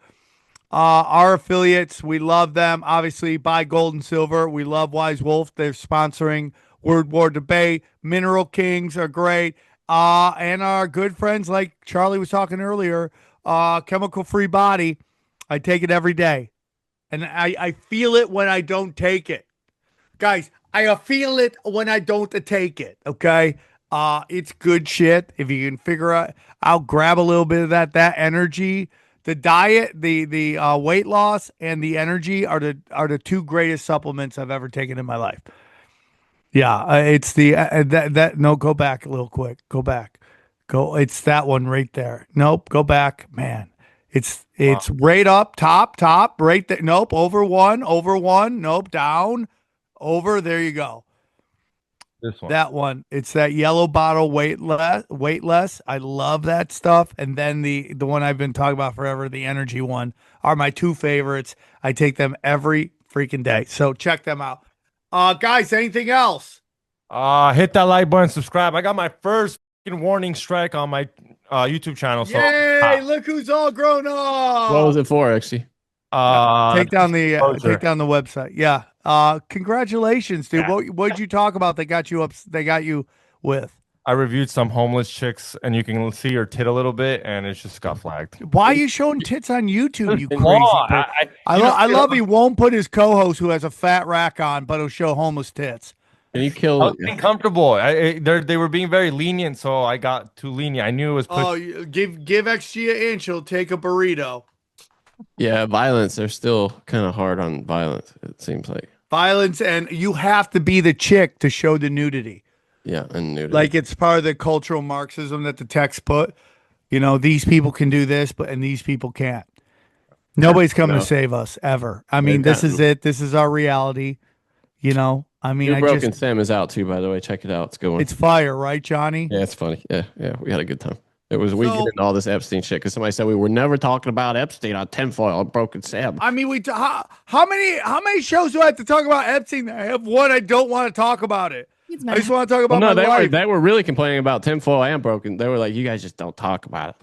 Go back. We've talked about it 1,000 times. We're the only reason you know about it. Yeah, dude. What are you talking about? We love you guys. Without the fans, we'd be talking to ourselves. We realize that. But you have to understand, dude. It's like this is episode 945. We are 55 episodes away from the big 1,000, and we're figuring out where we're going to do it. I want to do it at the mothership, but New Orleans might be fun, dude. Was it that fun? The only thing about New Orleans is it's a little hard to get to for like most of the, you know what I mean? It's kind of tucked down in the bottom corner. It's such a great city, though, dude. It's such a great city. Yeah, I love it. I would love to. We could just do a show, and then we could just go enjoy live music. It would be great, dude. It'd have to be the perfect month. Is it good year round? I mean, we have to do podcast math. Louisiana is hotter than fuck in the summer.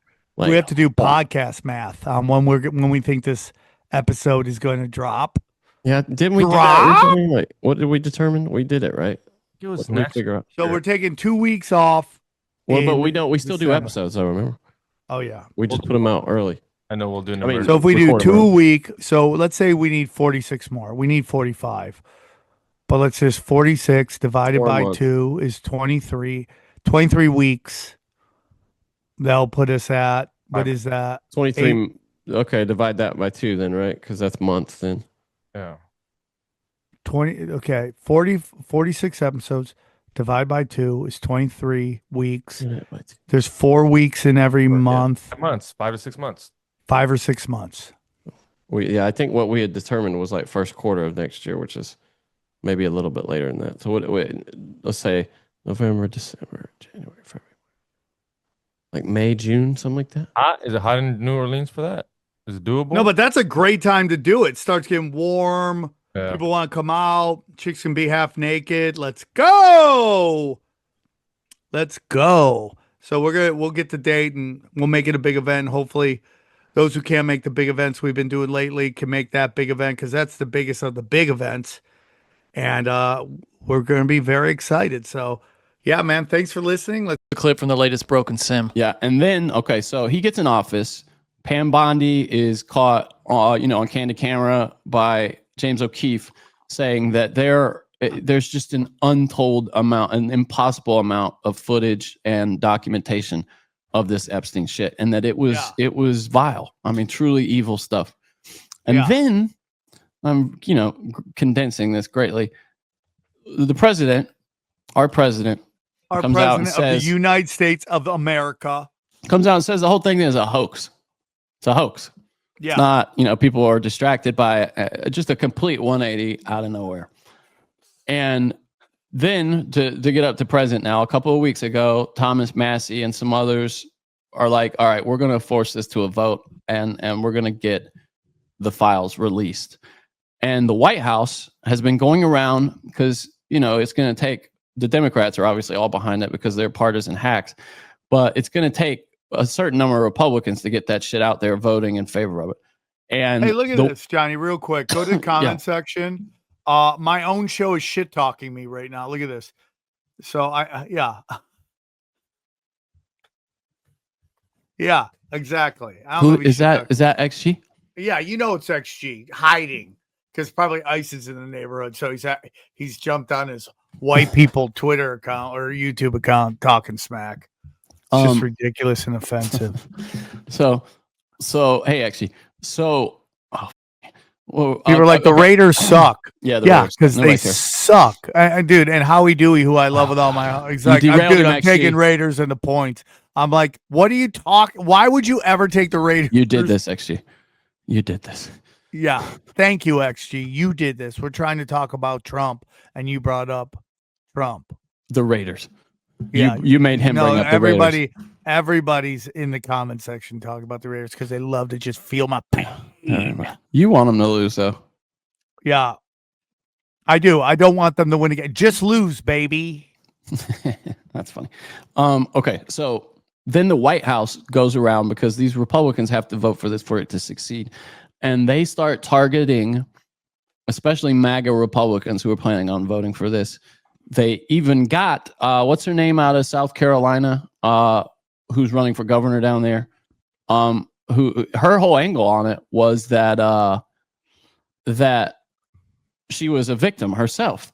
Nancy Mace. Yeah, Nancy Mace. And they got her to turn, she's like, I'm a victim. I'm always going to fight for victims. And they came in and leaned on her. And they're like, we're going to primary you. You'll never win. You're not going to win the governorship. And so she did a turnabout on it just a couple of days ago. Yeah, 100%. They called Marjorie Taylor Greene, and she even said this, and leaned on her. She refused. She would not change. Credit to her. Change her vote. And Marjorie Taylor Greene then ends up on TV. Did you see this? Apologizing for being a part of this kind of MAGA nasty politics thing. Did you see this part where she apologized? Oh, yeah. Now she's not part of that. She's not part of the MAGA movement. She's part of the America First movement. Is that what we say now? America First? Yeah, that's the new thing. They're taking off their MAGA hats and they're putting on America First hats. I do think it is long term. Do you think did they go, hey, Nancy Mace, we have you slinging pee in white fraternity houses. We're gonna put out this video. I would watch that. Who wouldn't? But yeah, so Marjorie Taylor Greene, comes out, and I do think, by the way, it's good that this becomes more of less about, what would you say, like a cult of personality for the president, and more about America first. I like that. I think that's probably healthy overall. So this is her apology for toxic politics. Marjorie Taylor Greene says she will no longer use political. Look, it's one of my people. She's now gay blacks. Toxic. And she's apologizing for previous derogatory comments she's made. Listen. I would like to say humbly, I'm sorry for taking part in the toxic politics. It's very bad for our country. I am committed, and I've been working on this a lot lately, to put down the knives in politics. I really just want to see people be kind to one another, and we need to figure out a new path forward. Yeah, Do you ever hear that Alex Stein hit that? Really? Yeah. I would watch. I would like to hear that from Alex Stein. Yeah, so call up yeah, so Alex Stein, see if he can neither confirm nor deny. we do have his number. We could call him. He just crushed it. Hey, you want me to call him real quick? Are you kind of putting him on blast though? How long has he been with his girl? I'm gonna do it. But how long has he been with his girl? Oh, he did. Okay. Yeah. Call him, really. Okay, because you know why? What? We got because dude, listen, Johnny, I gotta tell you something. We're gonna get some skank fest. But tinfoil hat. Thank you, dude. I'm gonna ask you a question. There's a rumor on the street that you banged Major Taylor Green. If you'd like to hear the rest of this episode, subscribe to Broken Simulation in your podcasting app or check us out at youtube.com/Sam. We got a crazy scummy ass episode here for you guys. Right off the bat, we review this video that you guys sent us of this cop arresting a female giving head on a public bench. That's not even the best part. Homegirl puts up a fight. Right after that, we review this video of this couple that looks homeless breaking up over this video of the homie cheating on his wife at Walmart. And just to top it off, we had to do it. We roast my homie Ashkosh, saying from Flagrant. We had to do it. I'm sorry, dog.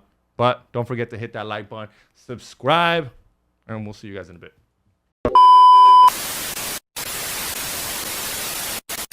Welcome back to the #1 podcast in the world. It's your boy XG Marks the Spot. And like always, I got my #1 producer / graphic designer, Chili Millie.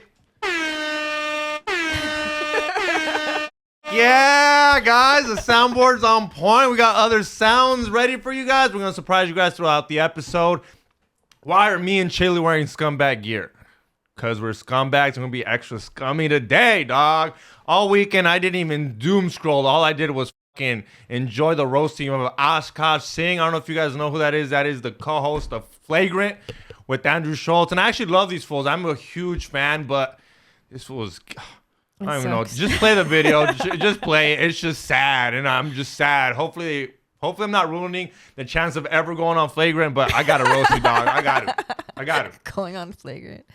That's how I ended up in this situation. What I find corny is my preference is not my women. Now, I thought it was I'm not dating my women, period, which is the corniest human being outside of a criminal to me, period.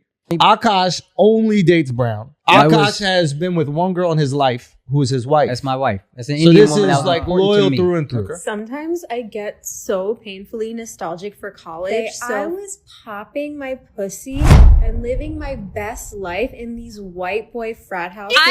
I'm actively trying to have. We're gonna cut this video into parts because what?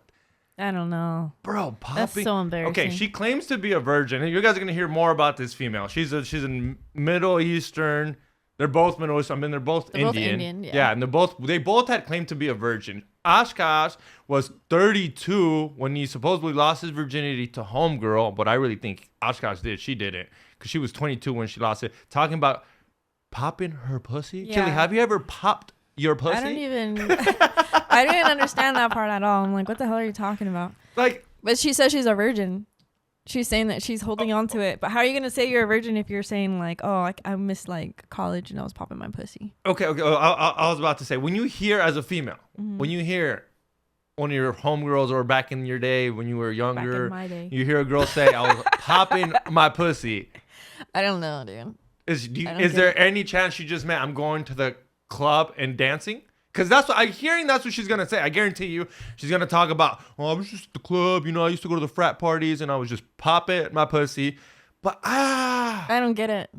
To be honest, I don't understand. Either way, that's still embarrassing. That's embarrassing. Like your husband's literally saying like, "Oh, she was a virgin." Like, la la, we waited, and all this prideful shit. And then she's like, I miss being a whore in college at 22." Yeah, because she's not talking like, "Oh, I'm nostalgic from when I used to study really hard." Yeah. She's literally talking about nostalgic and then frat boy houses. What happens at frat boy houses? She's a white boy frat boy houses. White boy. Well, That I'll be sucks. honest with you. At least I'm not gonna lie. At least it wasn't black guys frat houses. Jesus. What?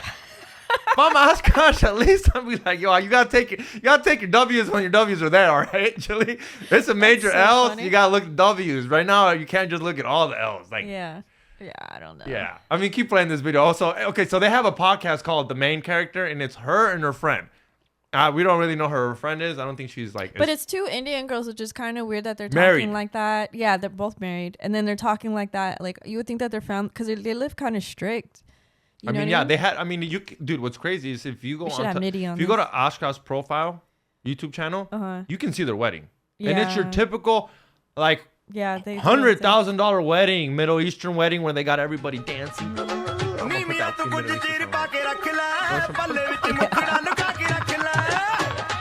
That should be on the soundboard. I know. I actually have that. I that's have that gonna be a saved. little quick little send snippet. it. But dude, just okay. Play the rest of this Okay. shit because this is just way too good. Oh, yeah. Because and you haven't Rewind, seen okay, Nav rewind yet. a little bit because I think I missed it too. This thing sucks. There it is. Come on. I'm actively trying to have an orgy because and you haven't seen Nav yet, but wait till you see him. His body goes crazy. His face card always slays, never declines. And it's kind of weird because I'm talking about your husband. You just know that That's Nav's crazy. dick is like at least 10 inches. Okay, I have two butthole Oh, stories. stop that. Okay. One time. Okay, what the Pause dude? it on the craziest. Or yeah, I want to pause it though. To talk about someone's husband, like that. That's crazy, Bro, I could- like she's not even saying like, oh, I want an orgy. It's just like, hey, I want an excuse to. Yeah, dude, I don't even. I'll be honest with you. I don't even follow. And, like, I his don't even dick's bigger follow than my mine. homie's girlfriends Yeah. out of respect because Yeah. I don't even want to like her little Yeah. provocative picture that she posted and me Mhm. accidentally like it just because I'm fucking shit just because I think I'm your friend. Yeah. And now I look like I'm hitting on your girl. If there's no reason for me to follow your Why girl, would you follow her? Why am I? Yeah. She's over here talking about her husband that she has a podcast with, talking about his card always slays, Mhm. his body on point, and then I was like, okay. I thought that was like, all right. Yeah, That's that's a pasando de little verga. much. Like, that's enough. Chill, girl. I get it. You can say those type of things. But then walk out there and say, I think his dick is 10 inches. What's crazy is that she's wild. prettier than her friend too. So Yeah. like the dude is probably like, dude, like I'll fuck her so quick. I think that's what she's doing. That's I fucked up. honestly think she's honestly It's so putting that card disrespectful. out there saying, hey, if you want Yeah. someone better than her. I would never trust them together. It would be Yeah, she's like asking that. for an That's orgy. Of crazy. course Yeah. not. I'm like, no. Of course not. And the other guy's the probably fuck like, because I That's mean, so she is cuter. She is cuter. She's a little bit cuter. She's way prettier. Yeah, she's got a little buck tooth action like Yeah. me, but she is The way dude's cuter. probably like, damn, I could have pulled you instead. Yeah, and he is saying that Yeah. Nab guy. Yeah, that's crazy. Yeah. I don't know. That's so disrespectful. It's I couldn't like. I might be like, I don't even remember. I mean, maybe if my friend, like, let's say Fernando was getting married, I might be like, oh, hey, your bride's Pretty. looking beautiful. Yeah. You could say like a Beautiful. girl's pretty. But like, you can't say like, oh, hey, yo, I your bet you her girl's pussy's double. tight and Yeah, shit. yeah, dog. Yeah, those Orgy, I wanna those try. double D's you paid for, Yeah, homie. What's that's up, crazy. dog? Let me get a pic, homie. What's up, Not a player? husband. Also, No, like dog. one, just being married and talking about another man's dick on a podcast is disrespectful. But then talking about your friend's like husband is crazy. Because this is cool. I'm not hating on this. Obviously, women can do whatever they want. But they're acting. This is for a podcast for when you're single. Yeah. For sure, not married. a Don't have a dumb- boyfriend and talk like this, and your boyfriend want to stay with you. Then that's on your boyfriend. Yeah. This is crazy. Even like Bobby Lee, remember Bobby Lee and Kalila? Like when Kalila would talk about other dudes like in front of him, like that was kind of awkward. Like she'd talk about wanting to fuck other dudes and stuff. Did you ever pay attention to that stuff?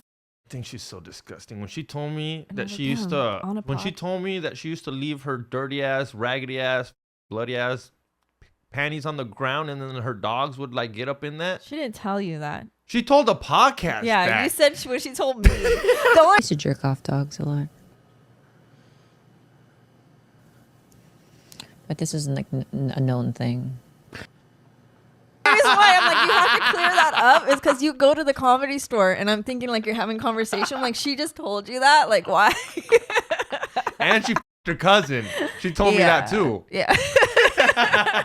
Bobby didn't like it. That's so funny, dude.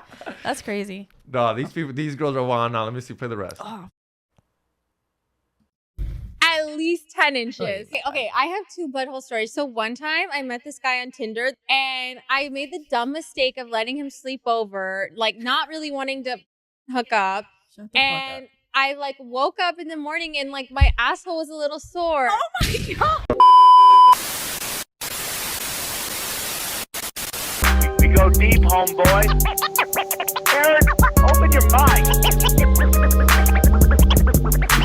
Drink from the fountain of knowledge. There's lizard people everywhere. That's some interdimensional shit. Wake up, Aaron. This is only the beginning. Dude, you just blew my mind. Tinfoil hat.